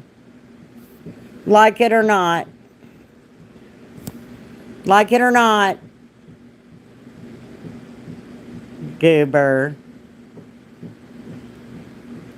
She is. She's lazy.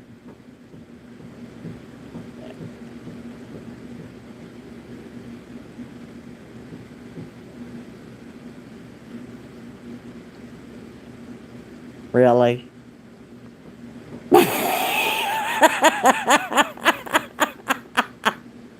Really? Really? You gonna say hi? You gonna say hi? No, she's not pregnant. I had her fixed when she was little. We don't need puppies around here.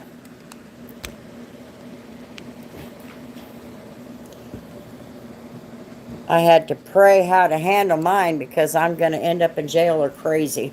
You good? You need to go potty? Bella, do you need to go potty? Okay. She's such a goober. I was playing with you. Put you on camera. Now she's going to sit there and give me the puppy dog eyes. But anyway, I like it on this stand better because at least you're not looking at my nose. You know what I mean? Did you get her surgery done? Yeah, I had her fixed when she was little.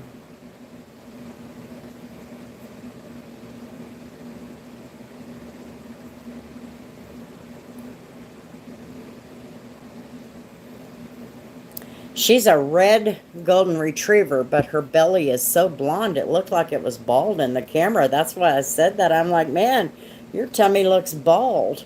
All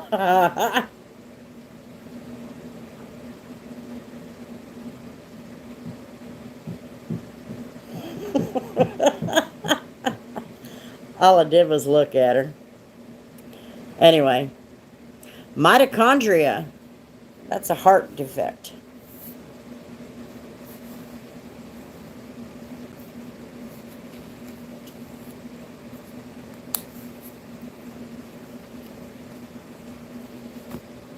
Where'd everybody go?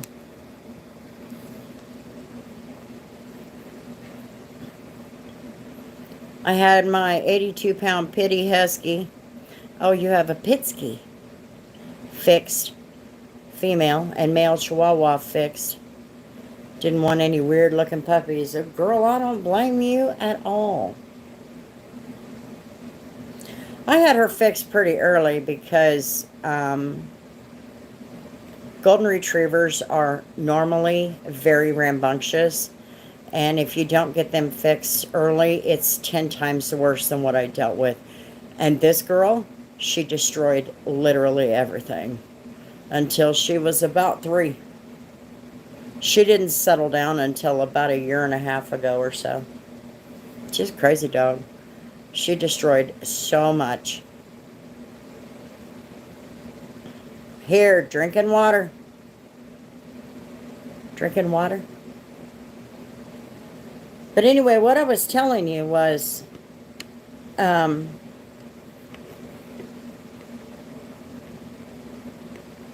was talking about the videos. What was I going to say about them? Now that's going to bug me.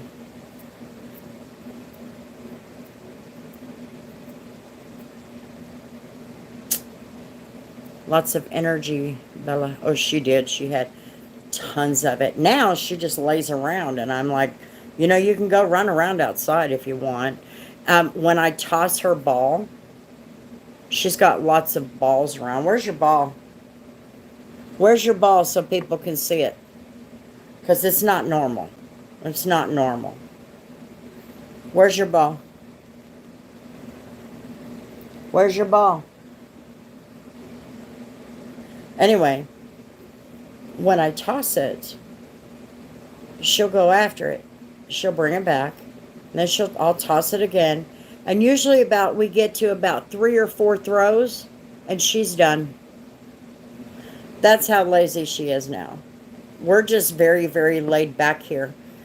The only sound we have in the house, other than the fans, is whatever I'm watching on YouTube. Like earlier tonight, I was watching The Proposal. It's a little romantic comedy movie with Sandra Bullock and Ryan Reynolds. And that's literally the only sound we have in the house. I haven't turned that TV on in probably 6 or 7 months because I only turn it on if we have weather coming. She got no balls. She's female. No, she's got balls. It's weird. Where's your ball? I wanted you guys to see this ball. It's the weirdest thing.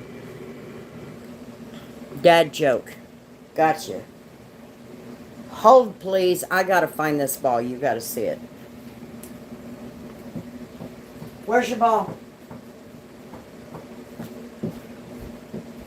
Where's your ball?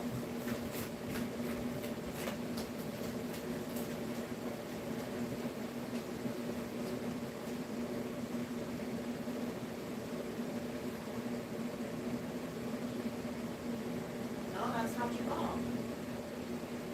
That's your pig. What did you do with your ball? Come on.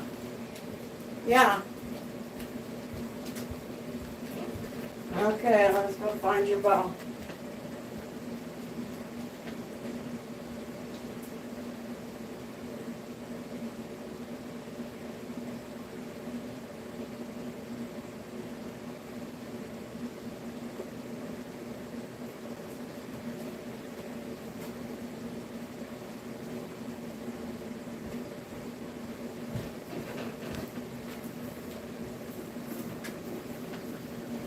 I call it the COVID ball.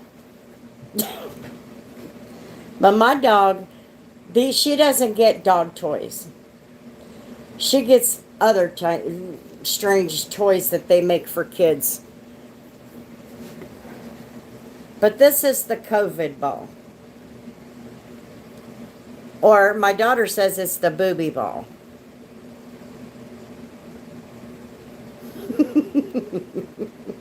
It looks like a COVID cell. And she treats it like a baby. She's staring at me right now. She wants me to throw it.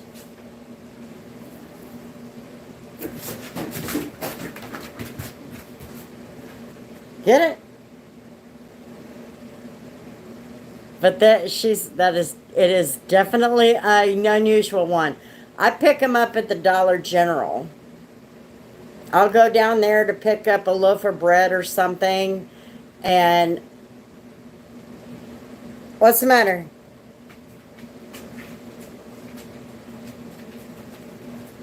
Give me that ball. Give me that ball.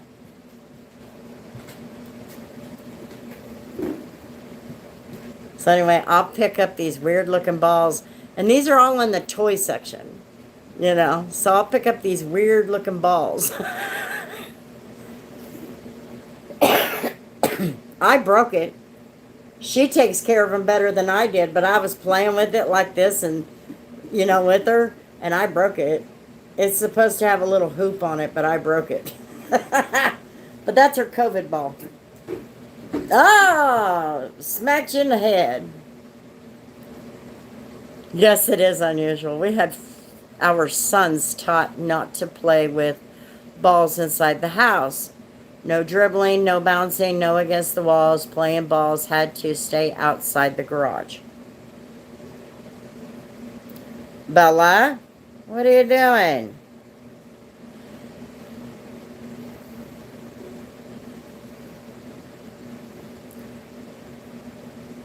Yeah, a lot of times you have to, but boys, I can see that. Definitely.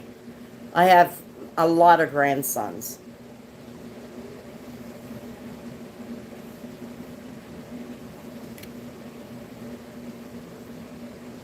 Then we got little Goober here.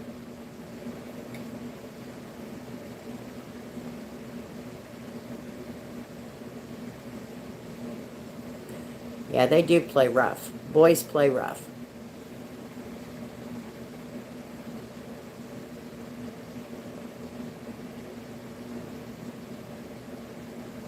This is Jazz.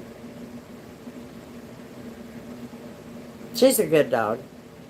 And this is Jazzy. She's just an old girl.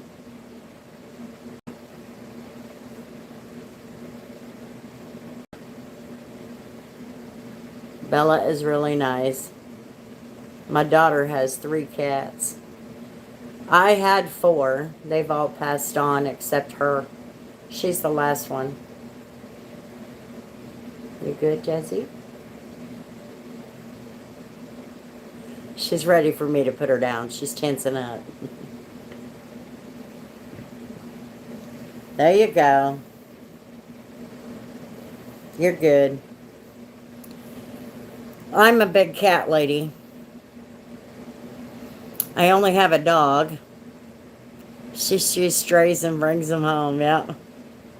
I play rough with them, and they were rough practicing taekwondo.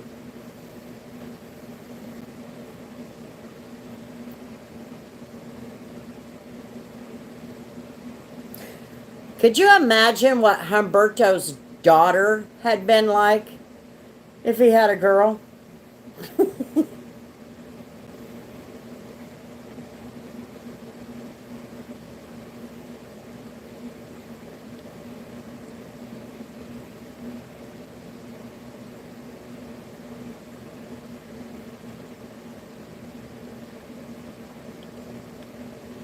Oh my. Are you black belt, Humberto?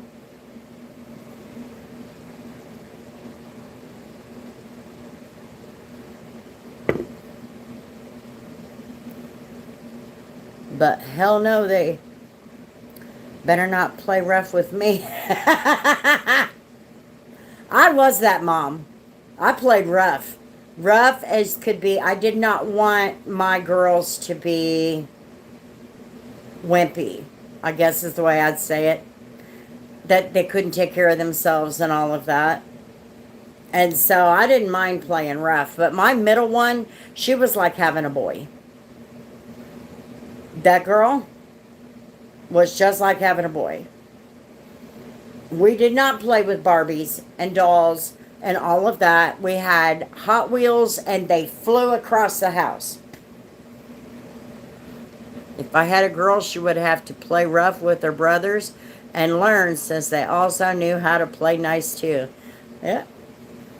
And I'll tell you what, my kids, when we got Marshall into the family, that did not go so well. Man, that turned in some rough and tumble, knockdown dragouts, and I'm like, go ahead. I don't even care.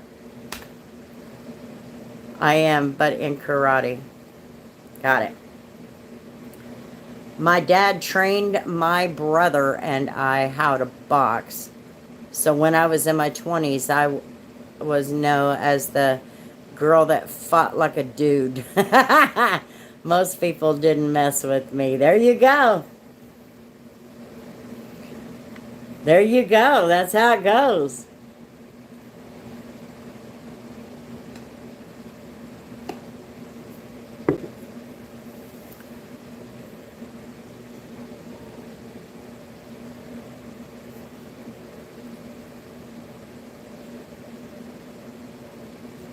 Dad was a Marine, so you know he was crazy. Yeah, them Marines are pretty nuts.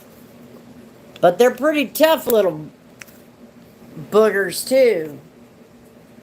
Being front lines, they gotta be tough.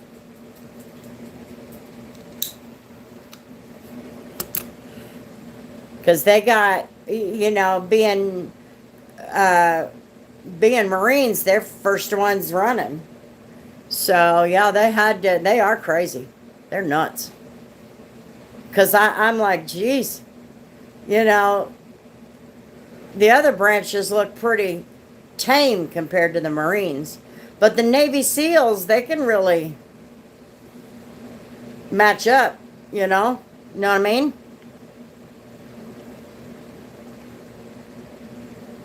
First Christmas.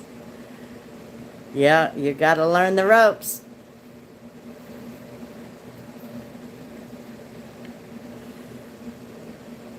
They have some extreme train. Yeah, they do.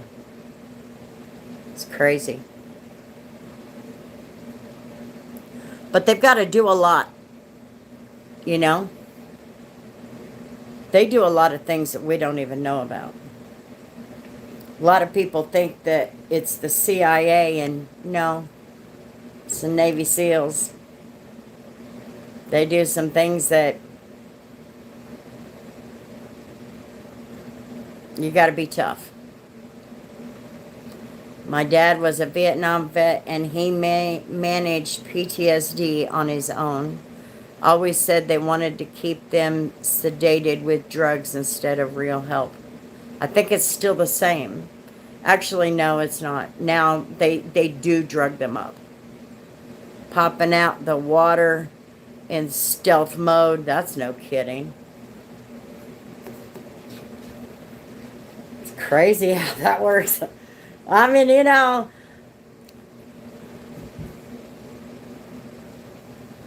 I wanted to go into the military, but I became a mother at 16. So that didn't quite work out in my favor. And then my oldest wanted to be in the Air Force as well. I wouldn't want to cross a Navy SEAL. No. No. I don't have the balls for that. My dad's youngest sibling was Navy SEAL. My dad was second of 8, and my uncle the 8th. Ouch.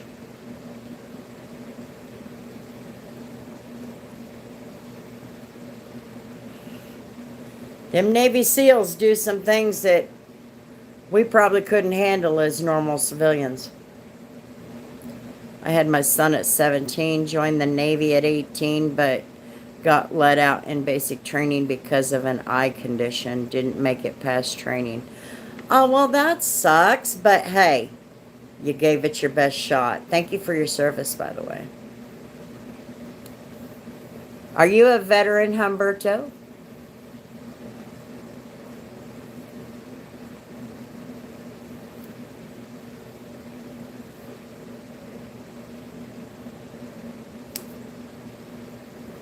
Do we even have Hassan here anymore? I haven't heard him speak in a while.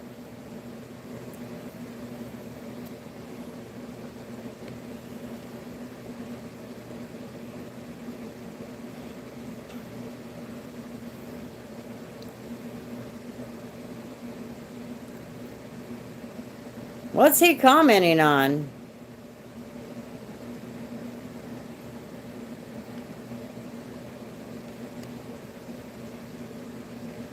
I'm actually happy about it because training was in Great Lakes, Illinois during the winter. Yeah, I think most of them are they train out there in Illinois. Um, One of my ex-boyfriends from back in the day, his buddy joined the Navy just out of high school, and that's where his training was. No, I couldn't because of diabetes. Okay, I didn't think so, but my dad was first sergeant, Army.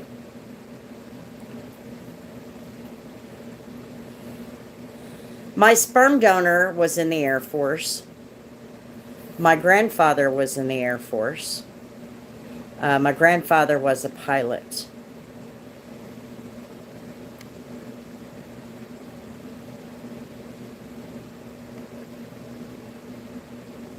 My sperm donor was a waste of space. He thinks he's some kind of hotshot because he went to Vietnam to cook. And I'm like, we can give you credit for going there. Yeah. He also took that into his civilian life. And then he got into journalism and then teaching. He was a teacher the rest of his days until he got into public service, and then he was head of the emergency preparedness, which is, I don't know how to explain it. Yeah. My biological father, he's a sperm donor, he's useless. My grandmother and my grandfather were the ones who took care of us. My mom was there, but they had to take care of us because he was useless.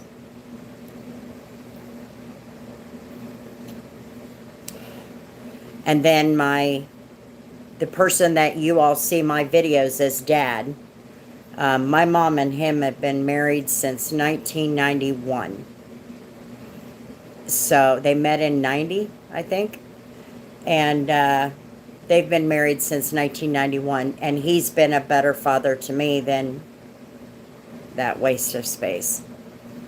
No, and he was extremely violent. I remember a lot of that stuff from back in those days. He was gone by the time I was 5. He wouldn't want to do that today. Do that with me today. Knocking somebody around. That'd go over like a lead balloon. Ram!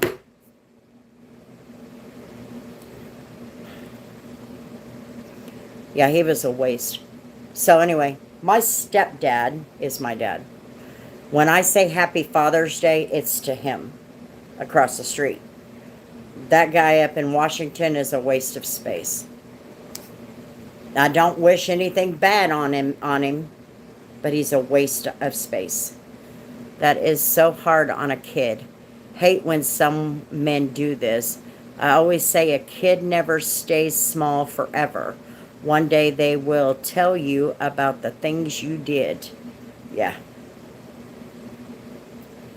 And I did, I told you I had my first child when I was 16.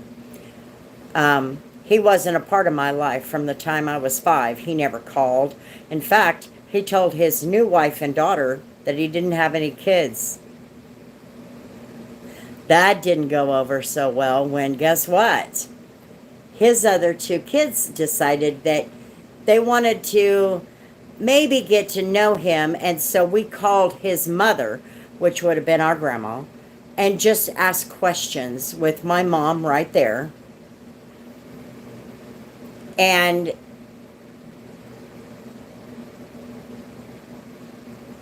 next thing you know, within, I don't know, a couple weeks, my mother got a phone call from him. You know, we were just asking questions. My mom was there. I was pregnant. And within 2 weeks, he was on the phone with my mother telling her that I needed to move up there with him because I'm pregnant and he can help me take care of that child or we can get an abortion.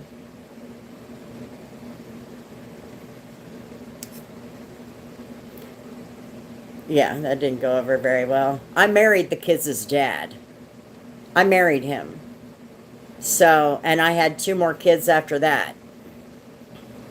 So convenient, yes. So, yeah. You know, but I mean, I think the only win in a situation like that is when another man steps in and didn't have to and takes on the role that he didn't have to. And I will admit, my stepdad doesn't have the best relationship with his kids either. There was a lot of turmoil there between him and their mother. And so, you know, it was, yeah. Anyway, I told my daughter that when she was an adult, that story about him saying we could do that. I said, just remember that along the way. You know, he's just a waste of space. And, you know, I think that's the only positive that can come out of all of that. My oldest never ever met his dad. I met my husband when my oldest was 5. My husband and I had 7 together. You know, usually we make our mistakes when we're young, our generation. You know, we made our mistakes, we had that baby. Most of us kept those babies and did the right thing. But, you know, and when he did that, I was set to marry my kids' dad. So he was trying to inject himself where he seriously had 0 place to be. You know, I needed to move up there to Washington State. No, thank you. No, thank you. That is the most depressing state on the planet. It rains every freaking day. No thanks. I'll take my 105 degrees over that any day. Fault for the parents' decision. Exactly. Well, and you know, when I got pregnant, I knew abortion wasn't even an option. It wasn't an option. You do what you have to do. You laid down and made a baby. Now you got to do what you're supposed to do. I think today it's just a mess, but, you know, as far as when I was having children, I got pregnant, that's it. Yeah, you're going to be a mom. That's it. I don't give a shit if you're 16. You're going to be a mother. You're going to take care of that child. You're going to figure it out. I worked at freaking Sonic. I did what I had to do. He worked at a gas station. We did what we had to do, but we took care of that kid. Never once had welfare. Never once had any of that. We did everything the best that we could. Now, did we do without a lot? Yeah, we did a lot. So, when I got pregnant and as a young teenager, I was going to be a mom. That was it. And I did. And then I had 2 more after that. So, it is what it is. That's right, we weren't the first or the last teen pregnancy. I got pregnant at 16 and had him at 17. I was not far from being 17 when she was born. Shout out to Jenny Tall. I agree, be a mom. I mean, it's a matter of responsibility. When you know, I mean, it's not a secret that if you have sex, you could get pregnant, right? It's not a secret. This is not something unknown. If you are not willing to accept the responsibility and the consequences of having sex, then you shouldn't have sex. That's the way I feel about it. I just don't feel like it is our place. I'm just saying a little too much here, but it's my opinion. I don't think we have a right to just skip out on our responsibilities. This generation is so different. It's just insane on how the direction they are going. It is. And I wish I knew what happened. I wish I could pinpoint what really happened. So that we could maybe go back, just backtrack a little bit and say, okay, we did something wrong here. We made a left turn when we should have made a right. But, you know, if a 16-year, and this is why there's not one damn person on this planet, except for a person who was sexually assaulted, or a person who was, that incest was involved. There's not another damn person on this planet who can tell me abortion is worth it. Because, and even a medical thing. Sometimes I would even say, if a mom is going to be a mom, she's going to be a mom all the way. You're all in or you're not in. You know what I mean? So,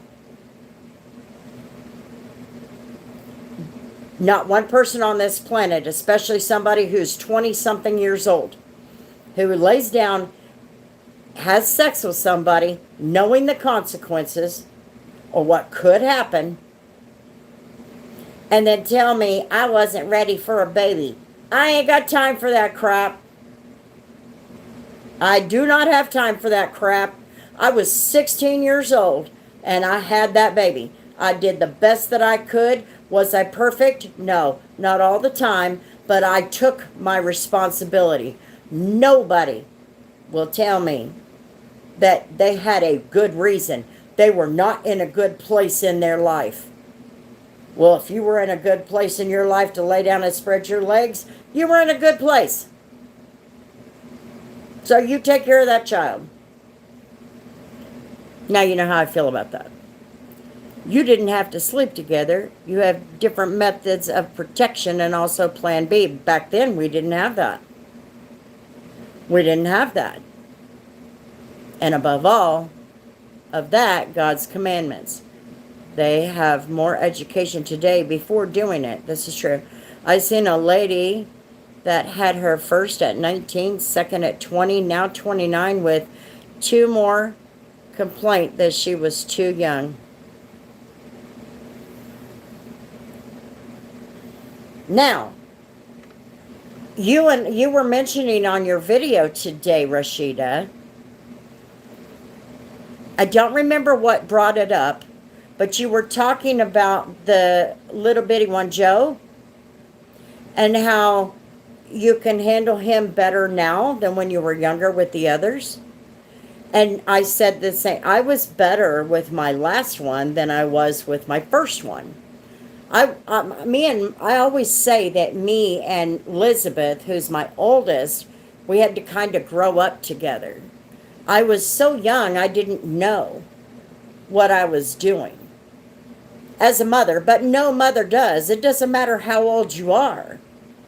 It's just once you've had subsequent kids, it gets better. Plus, you're older, and it is better. Your patience is better. Everything is better.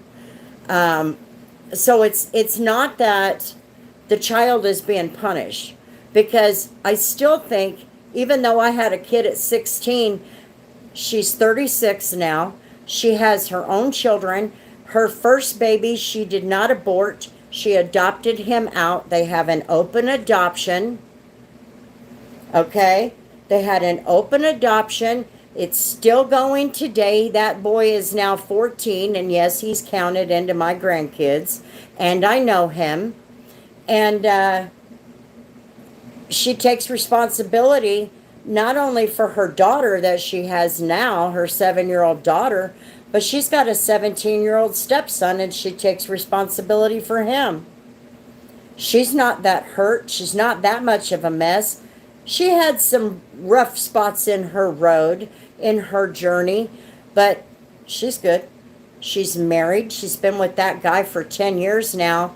They just got married last year, but they've been together so long it wouldn't have mattered if they didn't. Yes, it's mind-boggling. Too young to sleep with someone and have kids, then you should have thought about it in the first place. Exactly. Yes, Joel at 40.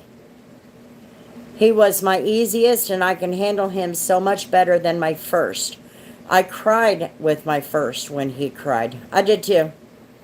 She had colic so bad, I didn't know what the hell I was doing wrong. I just knew it was my fault. This baby did not like me. And of course, I had postpartum depression. But you know, back then, we didn't make it a whole big deal. They understand it a lot better now. But now we don't have to be responsible for it, so we can excuse it and not get past it, which is my honest opinion. But back then, our postpartum depression, we had to literally work for it. We had to literally try and make it through until the hormones leveled out. So yeah, no 20 anything. Anybody over the age of 16, don't ever come to me telling me that it was not the right time and you had to use that as birth control. No. Irresponsible. That's what it is. You were irresponsible when you laid down, and you were irresponsible when you found out you were pregnant and aborted. And that's how I feel about it. We were. After birth, we were on our own. I mean, it was just a totally different world. And nowadays, I'm supposed to be sympathetic. No. I'm not. I can't. I can't be. I was 16. I laid down, got myself pregnant. You do what you got to do. I agree. Just an excuse, and who fights for the innocent baby's life? Yeah. I think that's the worst part for me. Because you know what I'm talking about. Now, Humberto probably doesn't. But then on the other hand, maybe Humberto does. Because even the men have a connection. Okay? So when you had that baby, Rashida, you know what I'm talking about. Can you imagine that? Could you imagine if you hadn't have had that baby? There's just no way I can imagine that. Feeling that belly. Watching that belly pop when they're in there growing, no.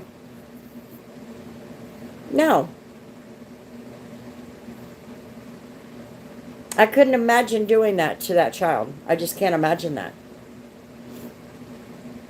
That's what my mom said about me, that I cried a lot. Obviously, I was sick many times. Then they had to remove my tonsils and I stopped crying. I wonder why. I wonder what difference your tonsils made.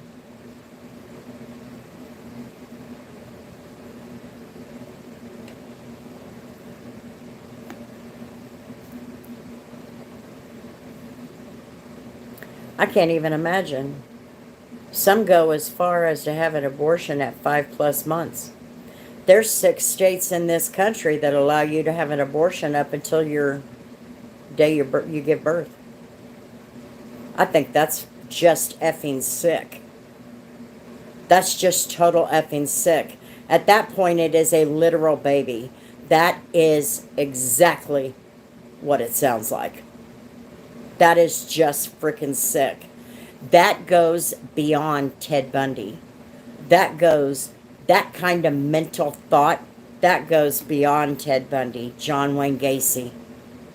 That goes beyond that. I'm sorry. I can't do it. It's sick. Just the thought of it makes me want to. And then no woman wants to come and tell me they did that. I can promise you that. Not one woman would ever want to come and tell me that to my face. Because that would not go over very well at all. Not for her, anyway. But that's me. I can't imagine that. And like I said, I was not the perfect mother. I used to lay down in bed after the kids got to bed, and I would cry because I just knew I was the worst mother in the world. I was a very strict mother. I was a very structured mother. I had a very structured home. Okay? I didn't have all this aloof, irresponsible parenting, but at the same time, I was a very big free-range parent. Go play. I did not allow video games in my home. We didn't have a video game until my kids were in their upper teenage years. Then we had a video game, and that was only because I had to be sweet-talked into it by my husband at the time, my second husband. So, but I put limits on it. No, I was not the perfect mother, but I still think I raised some pretty decent kids.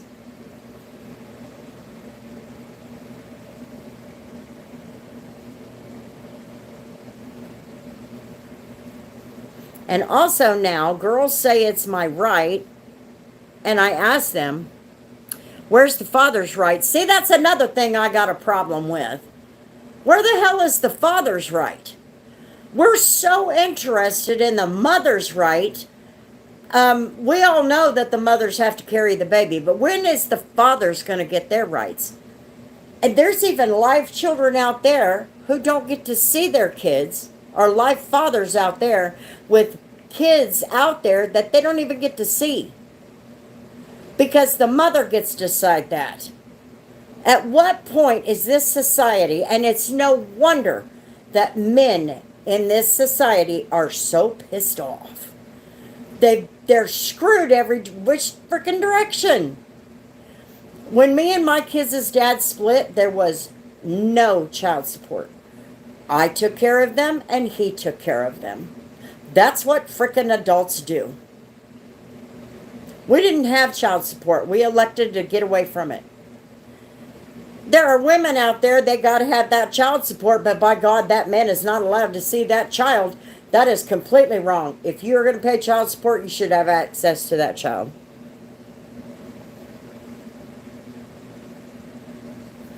Anyway, I'm done getting off my high horse. Hello, Mr. Ethan.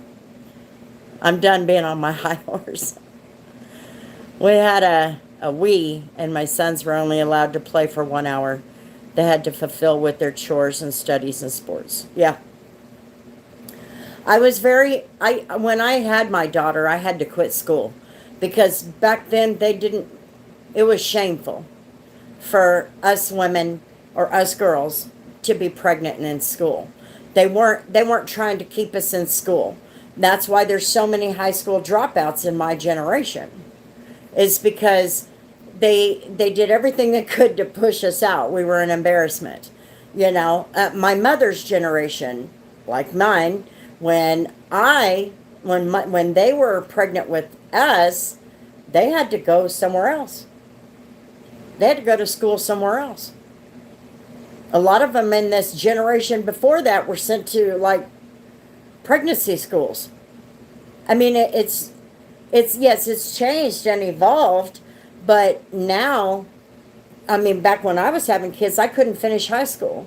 So my biggest issue with my kids, I need you to graduate.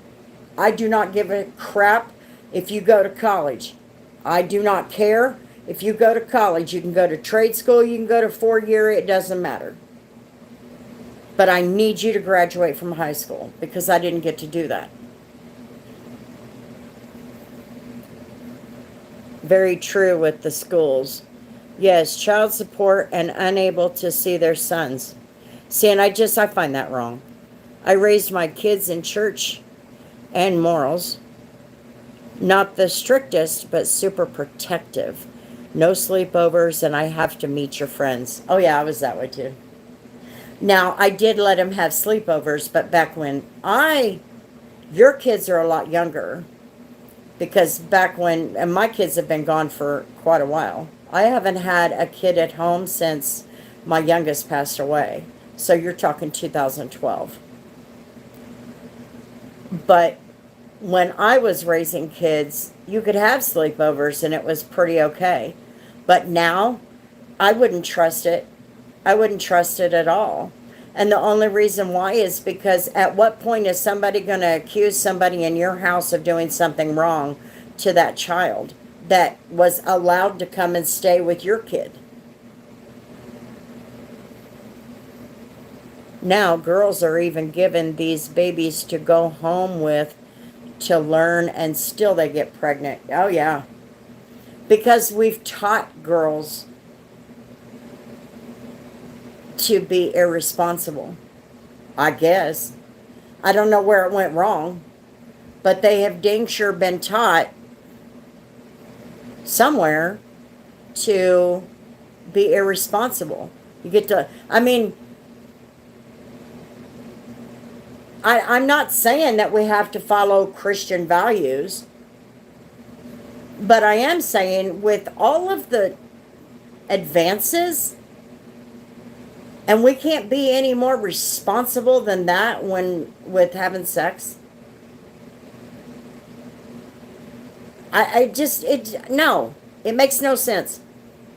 You can't rationalize it to me. You just can't do it. Had a girl in high school that ended up pregnant by her friend's father at a sleepover. Now, it's situations like that I would say go ahead and go for what we were talking about. And yes, he should have been arrested. Probably more than arrested, if you feel me.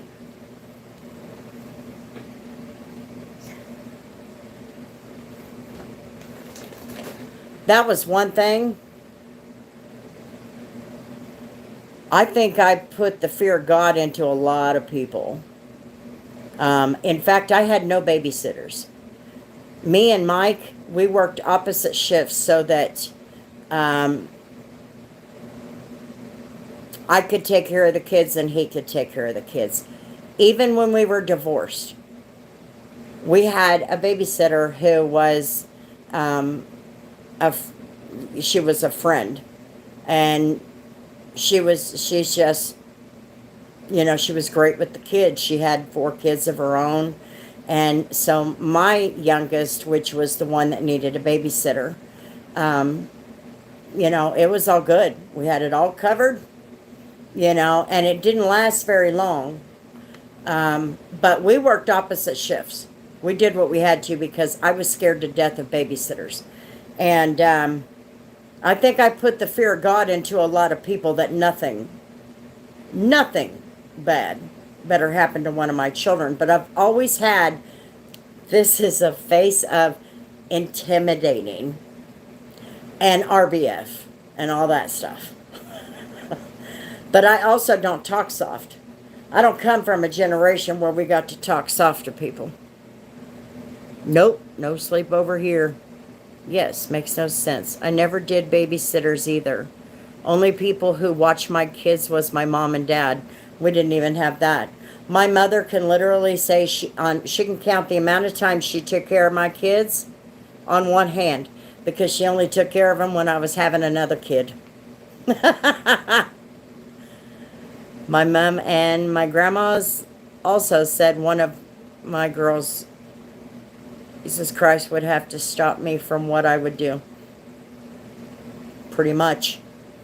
I always told people, and I made sure my son-in-laws, you know, I've got a couple of son-in-laws. I've got a daughter-in-law too, but I don't have to tell her because, you know, I know my son, you know, he's just a mess. But he's a good guy. He has a job. He provides for his family, and he does what he's supposed to do. So we at least got him raised the way he's supposed to been. And I always told him, you ever get a girl pregnant, don't you dare run. Because if you run, I will kick your butt. And that was a big thing for me. But I also told the girls, which I do have one who got pregnant at 16 and had her baby when he was 17, when she was 17. And I told her, You better get ready because it's on you. Because if it was on me, by God, it's on her. Um, but if something had happened to one of my kids and everybody knew it, you will wish to heaven that you're going to be going there instead of the other way, because one way or another, you were going. And I made it pretty clear that my children were not to be messed with. And I had a reputation for being flat ass mean. And I am. I know that. It's even worse now. Now that my daughter has passed away, that'll change you in a heartbeat. But I am so cold hearted when you push me. I will cut you out of my life just like that and never think twice about it anymore. I don't know what happened there, because used to be, I would push you out, but then I'd find a way to forgive you. I don't do that now. And I think it's just, I've just reached a point that, if that's how you're going to be, I don't need it. That kind of thing. I never did babysitters either. Oh. Was about to say arrested is too late. I never did babysitters either. Only people who watch my kids as mom and dad. Excuse me. Okay, so I would be in jail. I'm willing to do the time. Hell yeah. That's part of being a parent.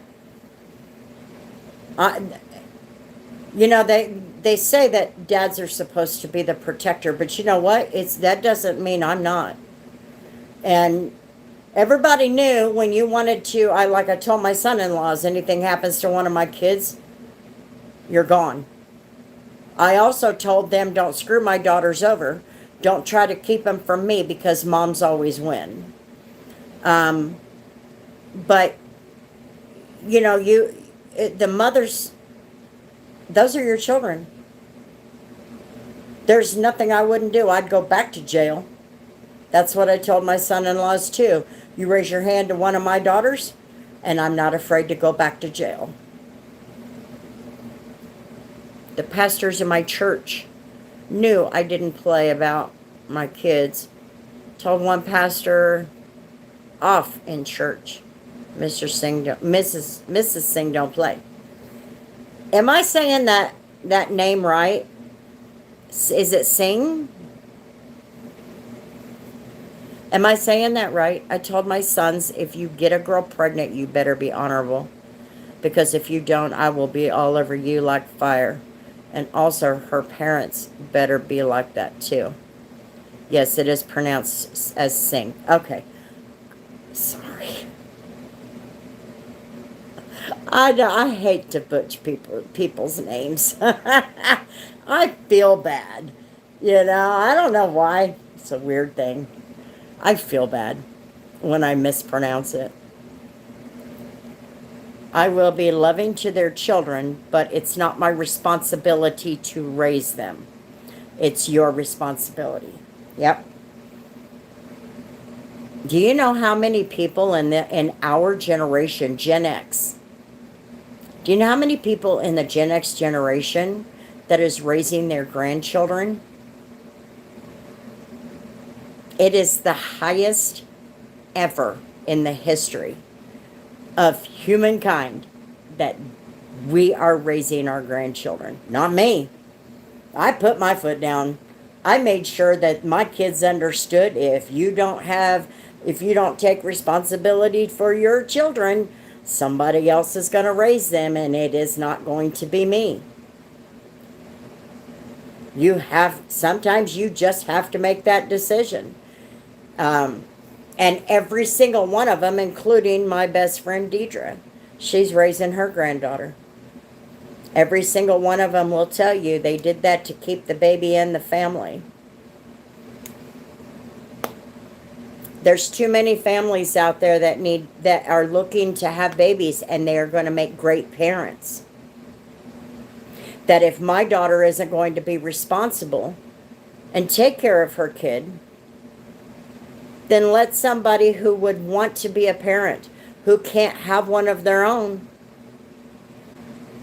adopt that baby.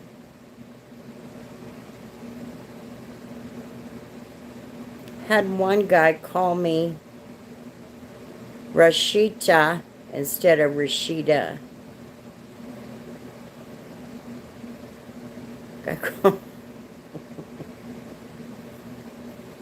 Did you correct him? Nowadays, they just want to keep them on child care. Yeah. If you want goodness for you and your family, be responsible. It all comes down to that one thing, Humberto. Responsibility. Men have a responsibility in making that baby. Women have a responsibility. Girls, whoever's pregnant. And of course, the exceptions are totally different. Although, I have a little bit of an issue with the medical one, to be honest with you. The only reason I say that is because I just feel like if I am a mother, I'm supposed to give up my life for my kids. You know what I mean? So why would that be different? I don't know. I struggle with that one altogether. And I just figure, you know, a woman in that situation is going to have to do what she feels is best. I don't know what I would do in that situation. It scares me. It would scare me. It would freak me out. But I think my mind would go to, no. If it's between me or my child, it's me. Whether... I just couldn't do it. I couldn't do it. No way. I just can't do it. I did. I'm a little different. I would take care of my grandbaby because they are part of my family. Now my son does a good job taking care of his son, but I just can't let my grandbaby go to someone else. And there's a lot of people like that. And my daughter, I told you she gave her first one up for adoption. She knew she had options, and that was the option she chose. Me and Mike, her dad, did not push her either way. Mike was willing to keep the baby. We were willing to keep the baby and raise him as if he was one of ours, if that's what we needed to do. But because she couldn't do it, but she did decide pretty early on, not having the baby's dad around and all that she wanted to go that route. And I think what made it more rewarding was the fact that it was an open adoption. And we know him. We had contact with him. We've been invited to his sports things, his concerts, all of that. And he knows us. He knows we're his family. We give them space. We respect that. They are mom and dad. We do give them the space, but he knows that he's got his other family. When he was born, we got to hold him. We got to visit with him. And I was holding him when the adopting mother and father arrived. And my daughter said, "You can give him to her." And I said, "No." And I gave him back to my daughter. And I let my daughter do the right thing on her end and give him to the new mom. And I did not see them. Now, my daughter did. My daughter has seen him several times. I did not see him or get to meet him or anything like that until my daughter's wedding. But we knew it was coming. We knew it was coming. We weren't sure if we were going to be overwhelming him. He's 14 now. But it wasn't overwhelming. He wanted to meet us. He wanted to know what we were about. And he looks like her, and she's a mini-me of me. So, you know, it all worked out. But there are people who can't do it. There's girls out there that will do surrogacy. That's a I can't even tell you how cool that is. That would just be cool if I was that type of girl.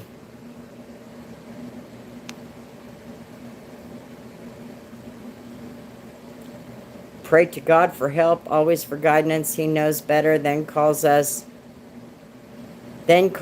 for guidance or a real emergency. My neighbor's daughter was on drugs, and she took her grandbabies and raised them till her daughter got well. She eventually did get better when the boys was in their teens. Open adoptions are a huge blessing. Like I told them, we gave you a good example. Now, if you see, although your mom and I aren't together, still the basics, she knows what and how I think about the values.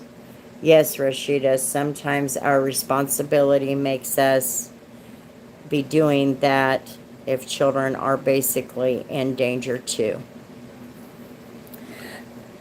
And I would certainly not allow my grandkids to be in danger, whether it be from their mother or father. It wouldn't happen. My mother was in a predicament. You know, my mother had to make a decision on if the state takes the child because the parent is on drugs, the baby is born with drugs in their system, they take them out automatically. And the state took a niece and a nephew, and my mom had a choice to make. She needed to, the choice she had to make was raise these two babies, which were like a year apart, and if she did that, she would have to completely cut off contact with her daughter. Her daughter has been a drug addict for years. So my mother knew that we weren't looking at getting better. We weren't looking at that. She's still not better, and those kids are 18 and 19 years old. So it's sometimes some people are faced with the tough decisions. And it haunted her for a little while, according to what she was talking about when she did talk about it here a few years ago. But yeah, we still face it today. And now, luckily, they did come and track us down. That one was not open. That was not an open adoption. They were adopted by a family in Oklahoma through the foster care system because the state took them. But to me, it's my mom's daughter. She's not a sister of mine, because no sister of mine would have done that. That's the way I feel about it. That's how cold I am. I won't claim her. Very true. What's true?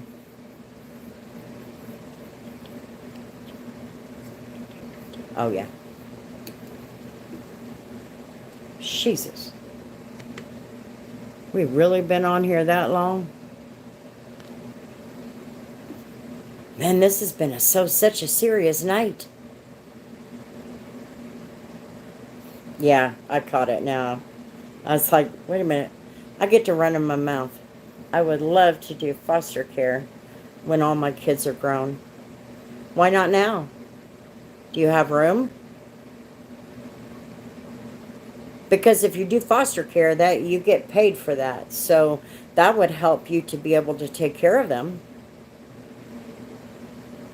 Don't have room. Okay. Yeah, there's a lot of kids that need a home. I actually thought about doing foster care after Becca passed away.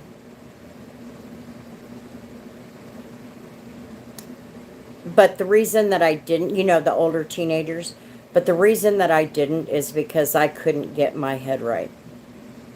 It took me about 3 years to get my head at least somewhat right where I could function the proper way. I have 7 here and they share rooms. Okay. I didn't know if you had like a big house or what, so that's why I asked.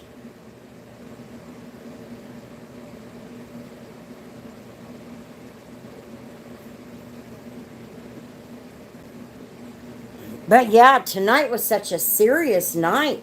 Serious conversation. I guess we all have nights like that. I don't know. Tomorrow night, 3 bedroom and triple bunk beds. 3 bedroom? Really? Yeah, it was a serious night. I guess some nights are going to be like that when you leave it open discussion like that, which is fine. Doesn't bother me any. And this is one of those when you have those serious conversations that, we have to just simply say, that, Rashida may have an opinion, I may have an opinion, Humberto may have an opinion, and they may not always come together. But it is what it is. We got to respect it. That's the adult thing to do, you know what I mean? 3 bedroom, that's a great conversation. My sons were in the same room, but their bedroom was large, 20 by 21. Jeez. Bunk beds. Love them bunk beds. My daughter has bunk beds for my grandson. She's got 5. And my daughters, I talk about my daughters, and I just want to put this out there. I talk about how my oldest is married and takes care of my 17-year-old grandson. I have my other daughter is the same. She's only had 4 of those boys. The other is with the previous relationship that her old man had, my other son-in-law. And his mother has been on whatever she could find to put up her nose and shoot in her arms and all of that. And that kid had no mother. The only mother figure that he had up until the time that my daughter came along when he was 2 was his grandmother, my son-in-law's mother.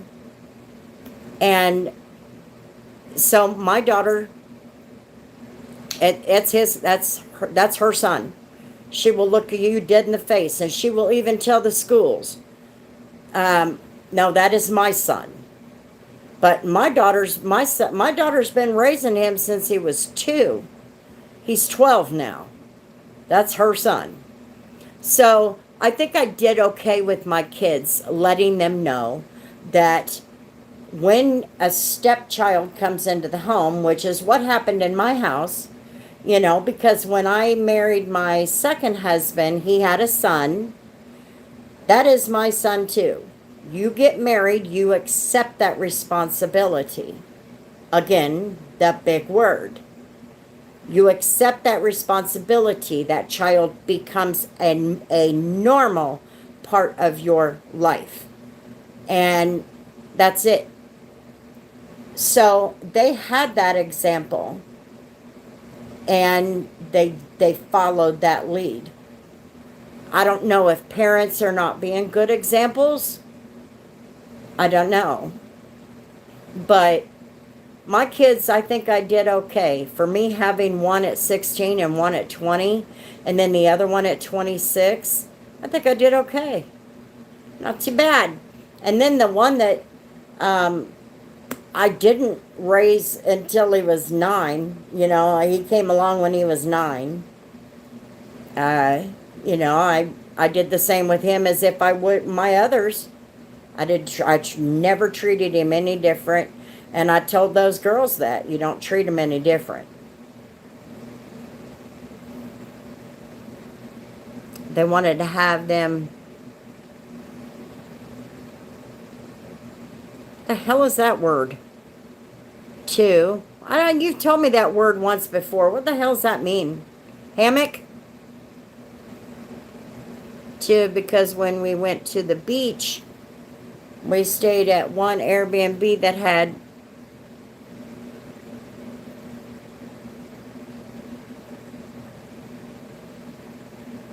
hammocks. Okay, well, duh, it's right there.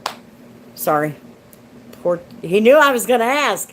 He's getting to know me. Oh, crap. He knew I was going to thouse that word. That is so cool. I took my kids to Hawaii and did a 2-bedroom Airbnb. It worked, but told them I only had 4 kids, not all 7. Yes, not bad, because you showed them responsibility. Oh, that was funny. I'm like, what the hell's that word? I know you told me that before. I don't remember. And then he put it there at the bottom. He's getting to know me pretty damn well. Messing with you in Spanish. See?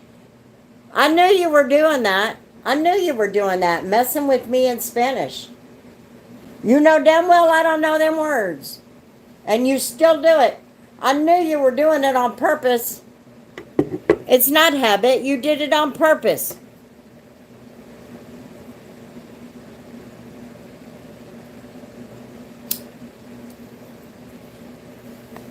Messing with me like that. What? It's Spanish.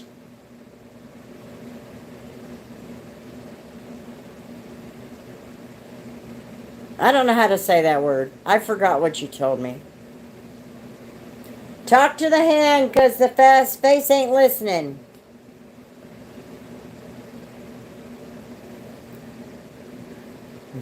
Ah!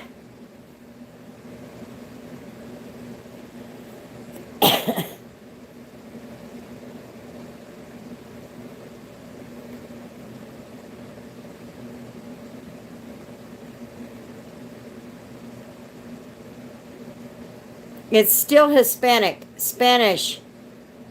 It's just a different kind. Taino. Taino. I don't know. That sounds funny. That sounds weird. Not Spanish. Well, then what is it? Because if you speak it, and somebody from Venezuela or Guam understands it, it's Spanish. If somebody from Mexico understands it, it's Spanish. Just a different kind.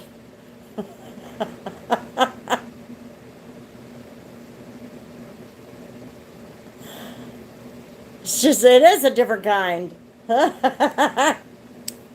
It's just still Spanish. You even said it. I'm just messing with you in Spanish. In Puerto Rico, we have Taino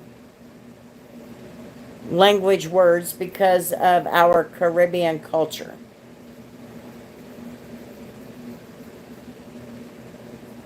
Okay. I don't know what they mean. And I know you're messing with me. So, okay.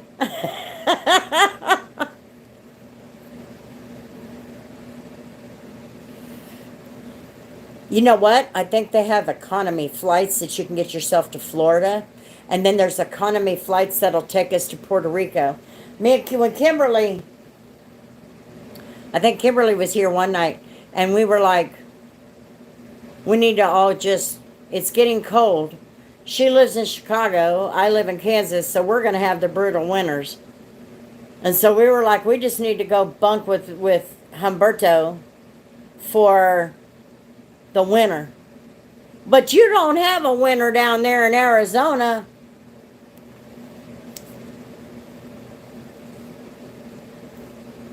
Let's go, Grandma. I know it. So I'm thinking, let's find a way to get an economy flight. We'll go hang out with Humberto while it's warm. I want to see the beaches. See, that water would scare the living daylights out of me. I will not lie. I'm scared to death of big old bodies of water. Do you need to go potty? You need to go potty? I gotta let this dog out. Come on.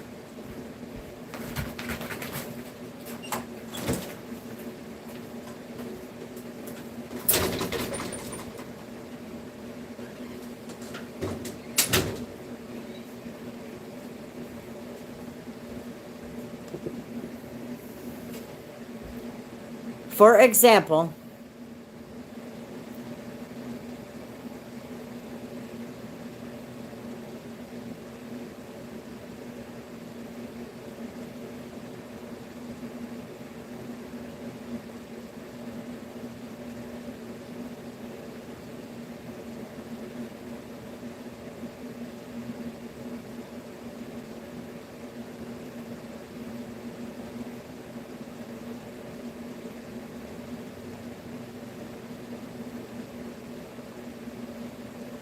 I can't even. Alfombra?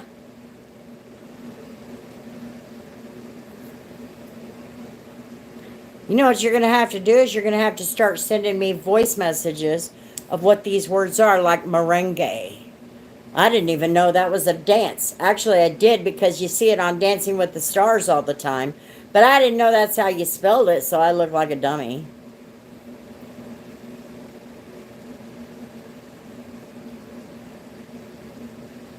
Alcoba, Almahada, and Lamon. Yes, you said it correct. Puerto Rico, I thought Grandma's screen was frozen for a second.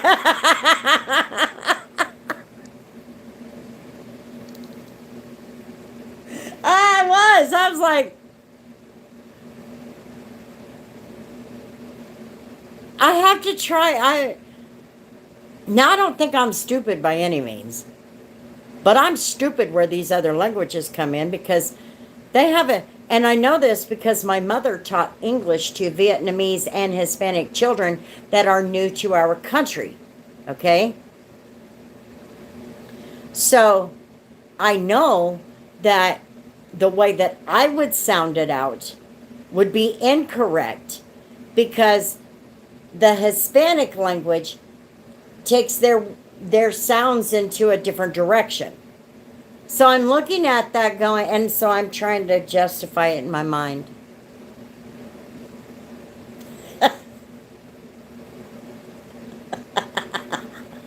So the screen froze.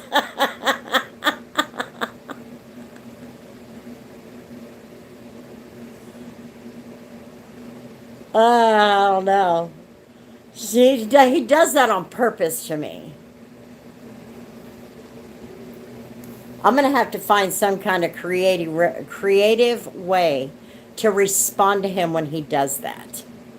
I could never be married to that man. He uses those, he would do that to me all the time. He would know I would not understand what he was saying, and he'd probably cuss me out with his language.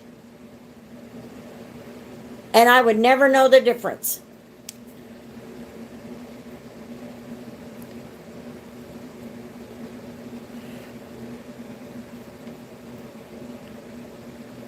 Education at school from all countries. That's how I learned it. Keeps chat lively. He does. He keeps the chat going. And he's always got input on no matter what it is. He is never quiet. For sure. Like Ethan has been so quiet.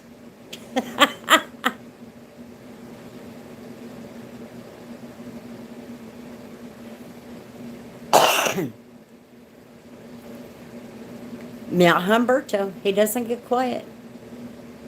Are you done?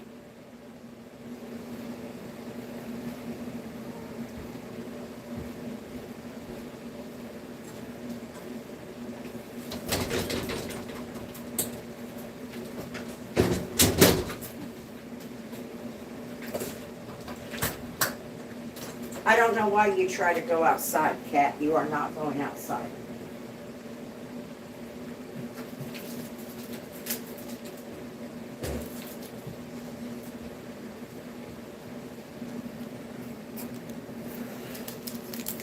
Okay. So I just don't have a lot to say sometimes. That's okay. Are you doing your project this weekend, Ethan? No, I won't cuss until I teach you the words so you have fun with them too. Yeah, because I'd have no problem repeating them. Back at you. Back at you, buddy. Cat said to me. Now she thinks, my cat thinks she's a dog. Did I tell you that? She thinks she's a dog. So my dog is over there laying down, okay, while I have these. The cat is right here waiting for me to drop crumbs.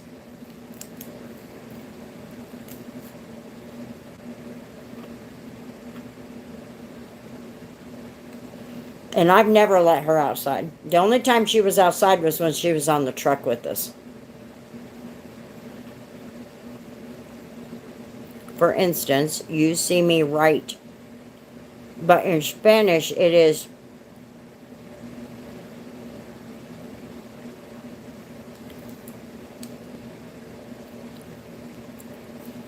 I don't know how to say that. I don't know how to pronounce that. And in French it's merde.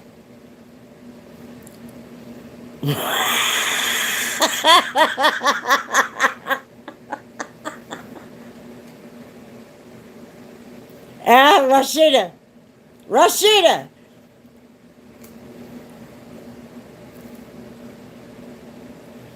Rashida. Sounds like a bunch of... Sounds like a bunch of bull merd to me.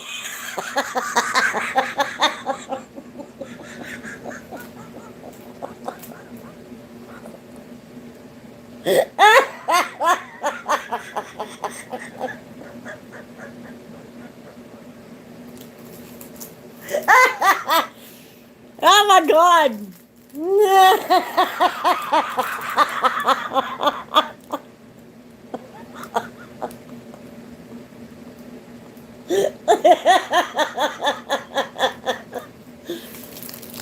Okay, wait a minute. I can catch. Oh my God. That sounds like that sounds like a bunch of.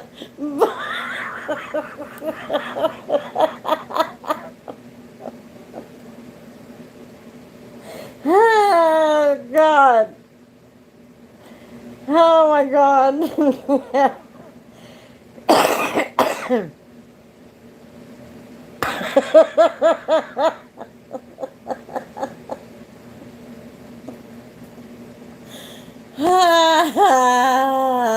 You probably shouldn't teach me that.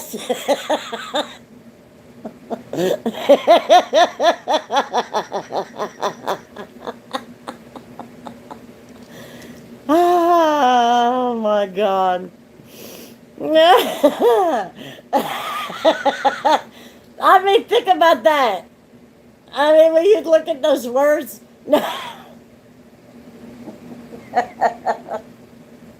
I can't figure out the Spanish pronunciation. You see, I teach the good stuff, and every time fun starts. Now I'm still waiting for you to tell me how that sounds, the Spanish version sounds. Because I got to put that one in there too.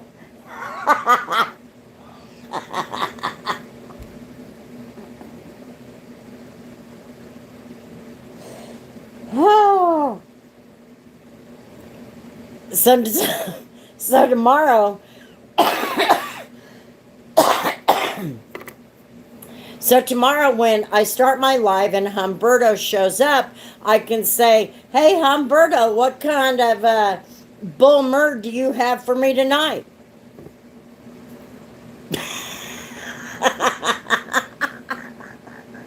I'm sorry, I cannot keep a straight face.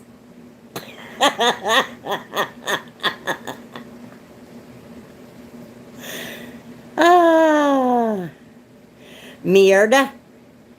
Mierda. Am I saying it right? Bull mierda.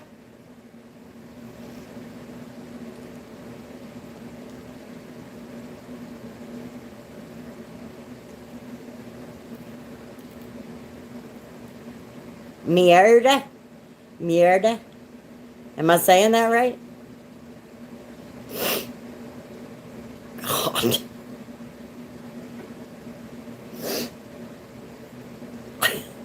Yes. It is on like Donkey Kong. Bull Mierda. Mierda. I'm trying.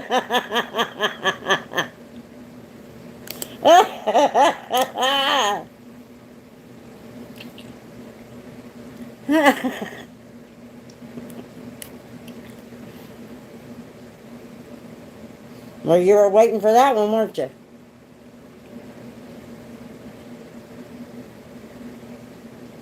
You should have never taught me that. No hot flash while learning and having fun with Mierda. No, I'd had magnesium today. Today was my magnesium day. Tomorrow I don't have magnesium, so the hot flashes will be back. I know that's what it is.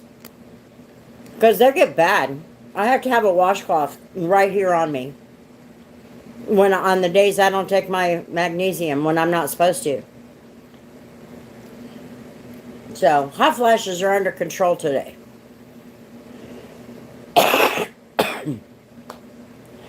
Grandma, just don't think about when you try to fall asleep.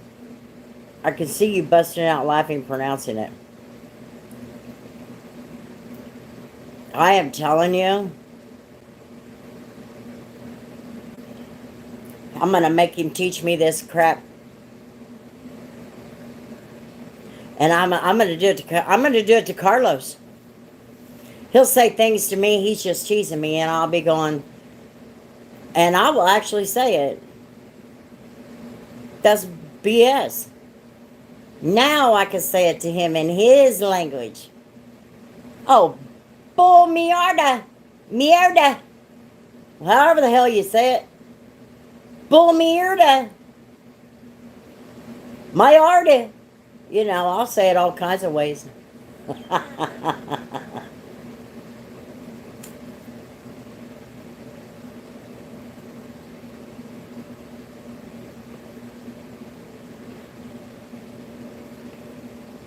I don't think I'm supposed to take more magnesium. He's got me on this prescription where I take it every 2 days. Now, what is this?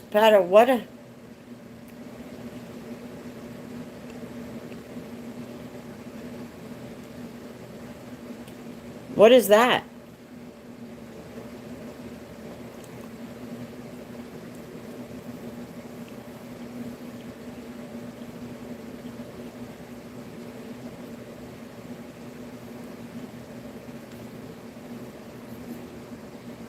What is that?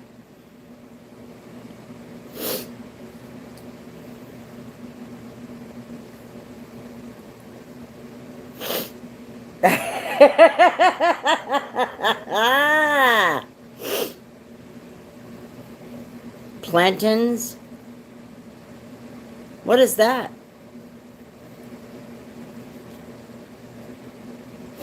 Made my nose run because I was crying from laughing.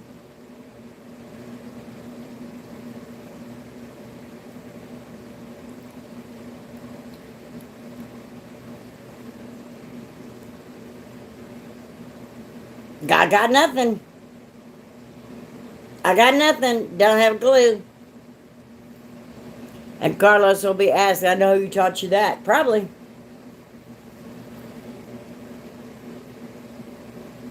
If he comes to you and tells you stop doing that, you'll know why. I have to send you a picture of whatever that is. Plantains, fried plantains, what is it? Snails?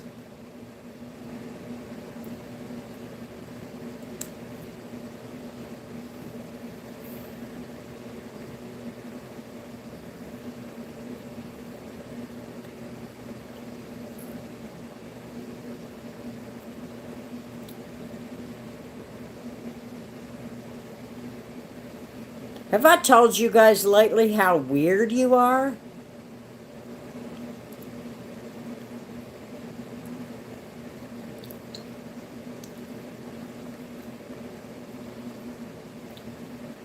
I've never heard of it. Never once.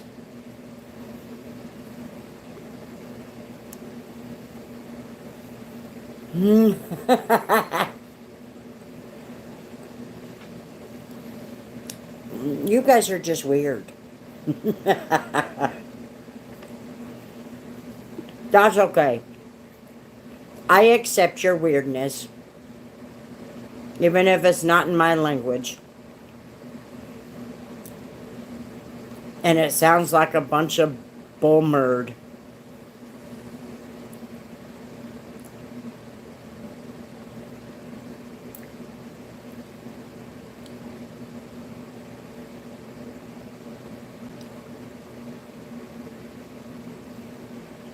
Cultural weirdness. Yeah. I mean, we're all supposed to be different. I get that. It's when they cross over that kind of weird. It's like, I know that this is not going to sound the way that I pronounce it.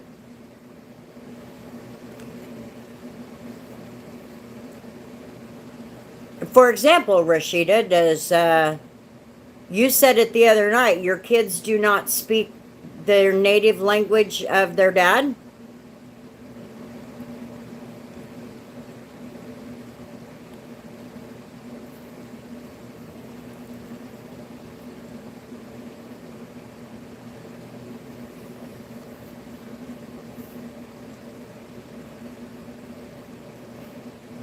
Getting cold in here.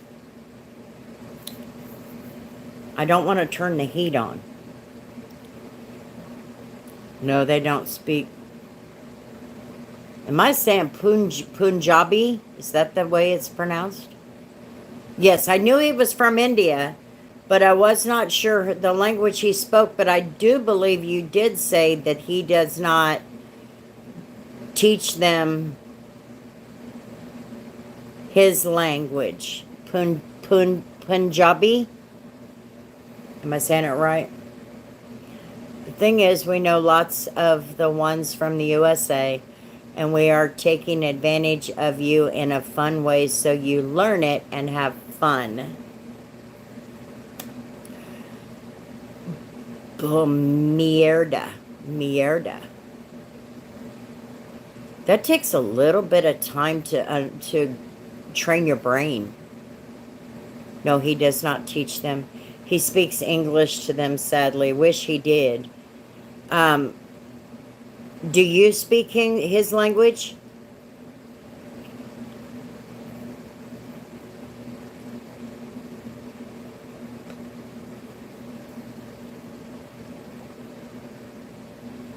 How do you say bull in Spanish? If I'm going to do it, man, I'm going to do it all kinds of gung-ho. Mierda. Mierda. Toro. Tora mierda. Wait a minute. I can't say that word. Why can't I say that word? Mierda. Mierdo. Erda. Toro. Mierda. So is there a Spanish way to put that together to one word? Or do I just put the two words together? I don't. He never taught me, but he speaks Punjabi and Hindi and English. You know, a lot of the men coming from India are very soft-spoken men. Is he very soft-spoken? Shit is just mierda. Oh! So I don't have to add the bull in there.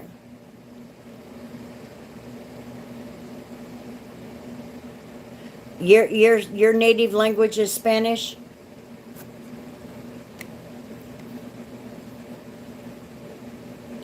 Ha! Well, then that changes everything. Now I just got to figure out how to say that word right and train my brain to say it. Mierda. Mierda.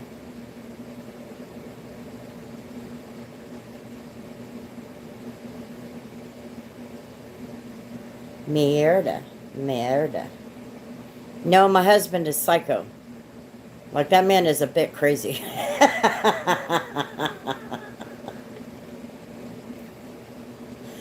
Well, obviously you love him or you wouldn't have had 7 children with him. You know, and you're still there.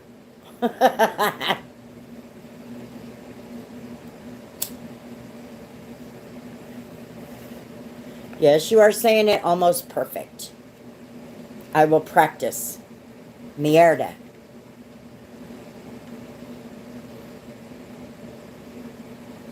Oh, mierda.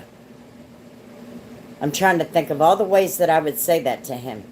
I do deal with this craziness, but I am a challenge to deal with myself. Good girl. It's the way it should be. I will send you the voicemail. Okay. Merengue. He's typing out this funky looking word. I thought it was like meringue pie or whatever.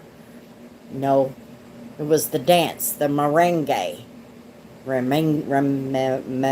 is it? Merengue. And I'm like, oh, well, duh. I've heard of that from Dancing with the Stars.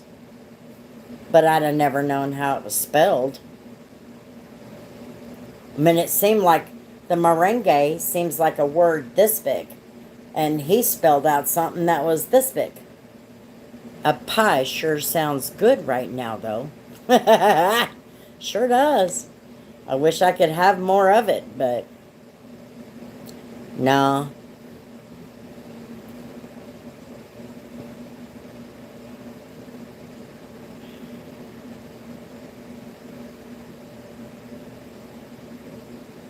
What?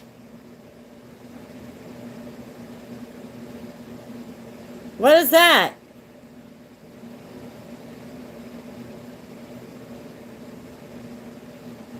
I got the voice message to prove that's what you said. I have the voice message in my Instagram to prove that's what you said. I heard it.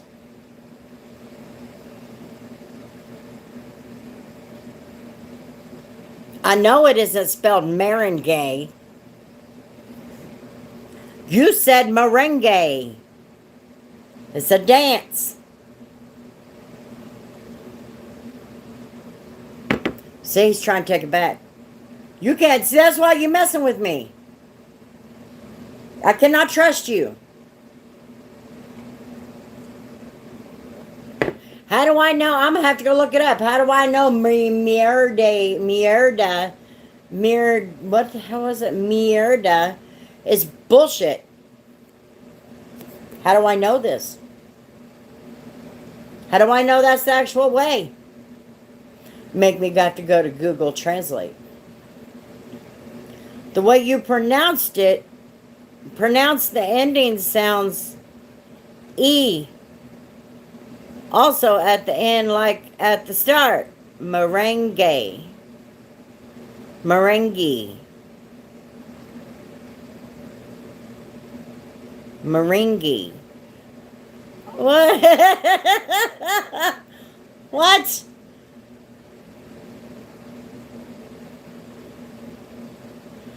You wear me out. You're high maintenance, man.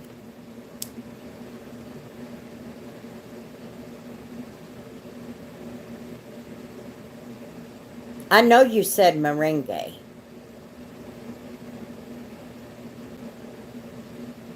Now you got it like you pronounced it the first one. Then why did you correct me if I pronounced it the first time?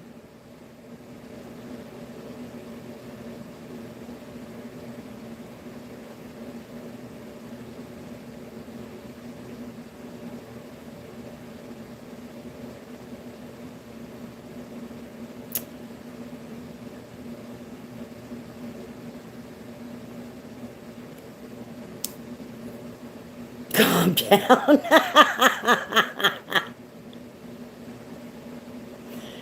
No. He'll drive you crazy. He'll drive you crazy, believe me. He drives me crazy. He's got to be messing with me all the time. I am getting afraid here. From the last three that you just repeated, the first one had way better pronunciation. Merengue.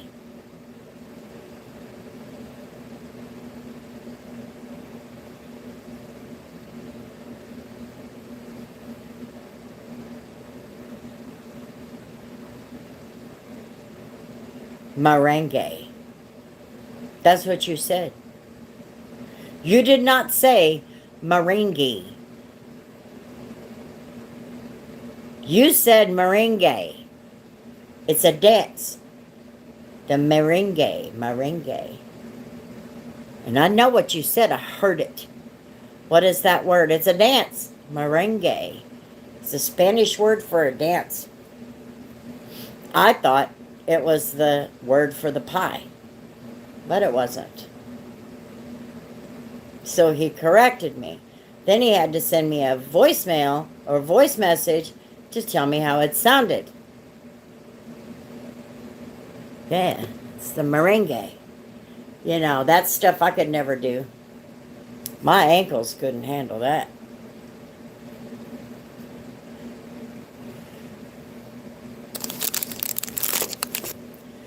Remember, the E is A, but you are pronouncing it as merengue.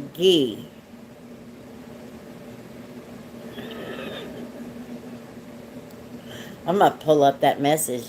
I'm going to listen to it again and again and again and again. I would throw my back out. Exactly.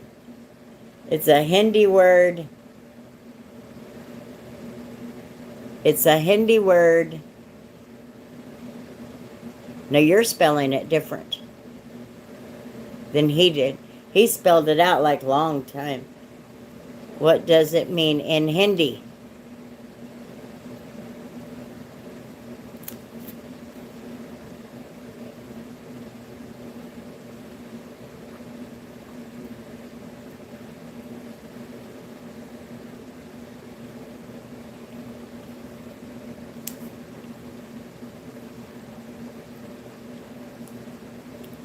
See, that to me, if I sounded that out, it would look like meringue. Meringue.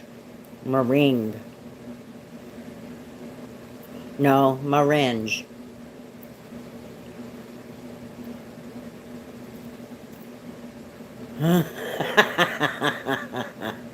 I just got it. It just popped up.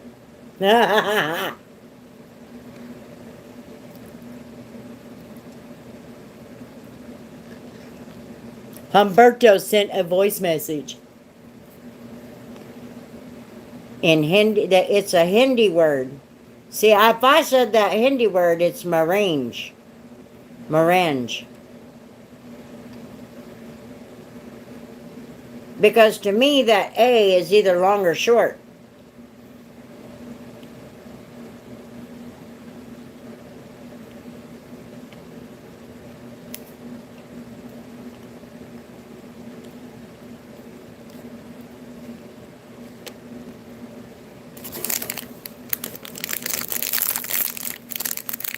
I don't guess he's going to answer the question. He or she.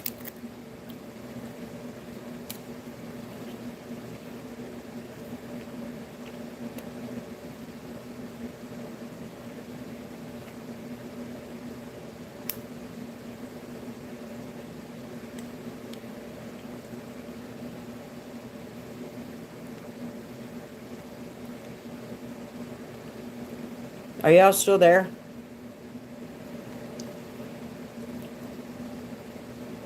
This thing is lit up that I only have one person here.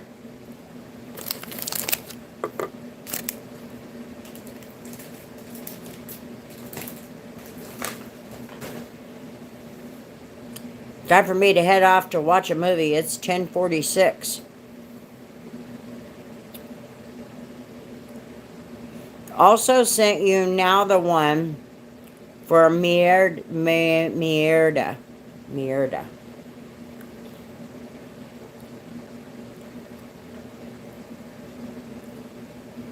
Showing 3 here. Well, you head to bed, Miss Rashida. You have a good night. We'll see you tomorrow. You can join in whenever you get there.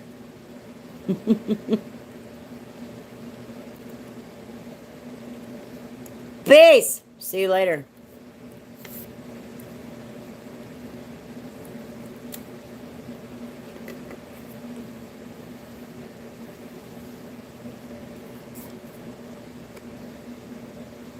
It is 12:48. Can you believe that? It's 1:48 for you guys. Well, I don't know. Ethan, you might be on Central Time. Are you on Central Time? Yeah, okay. 1:48 a.m. Okay, well, you guys go get some rest. We'll shut it down here. I've been on live for 3.5 hours. Certainly didn't intend that. But I didn't have a video tonight, in case y'all didn't notice. So I thought what I would do is just go live for about an hour. Humidity is 100% and 74 degrees. Let me see here.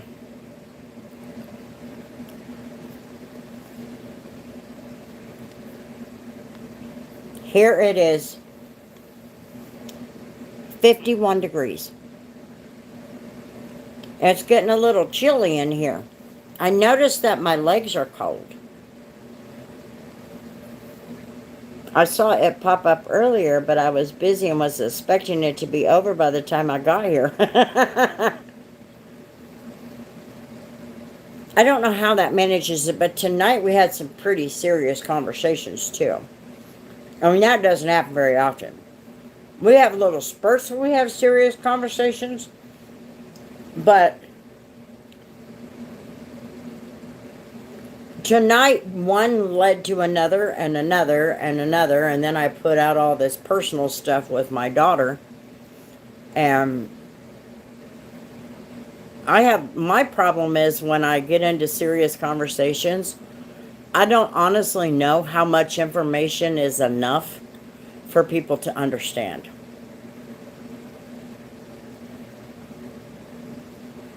Yes, we have had serious conversations, but not like tonight. Yeah, tonight seemed like every time we got through one, it led to another, and then that one led to another, and then that one led back to this, and it just kept going. And of course, it's partially my fault because I don't know.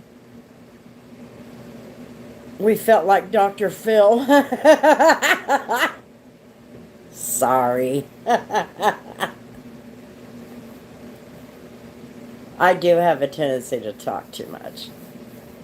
And that's why everybody, you guys could shut that down. You could do that. You could control that.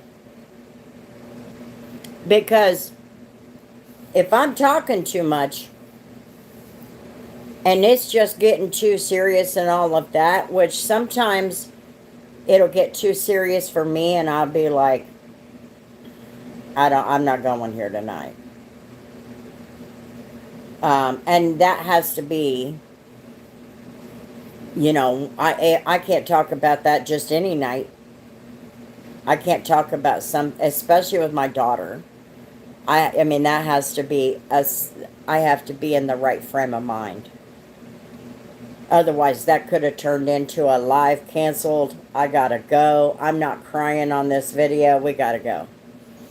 But if I get to talking too much, all y'all have to do is say, I'm going to bed. See you later.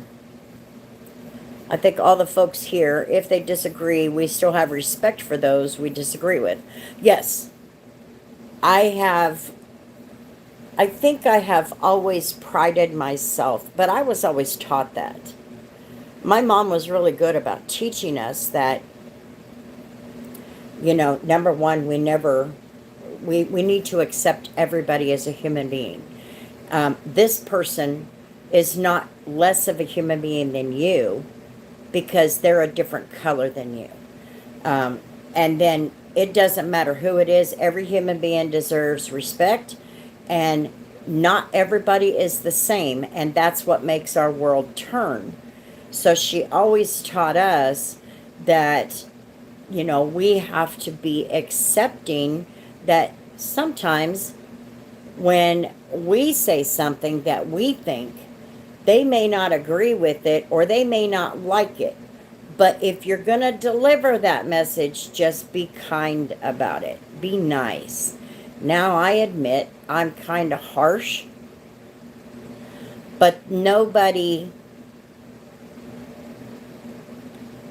would, I don't want anybody to feel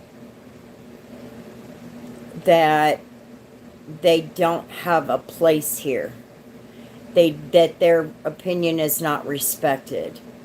I think that that's a pretty important thing. You have to have your opinion respected. Unless you're some jackass that shows up in a live feed and starts running your mouth, then you don't get the respect that you think you deserve.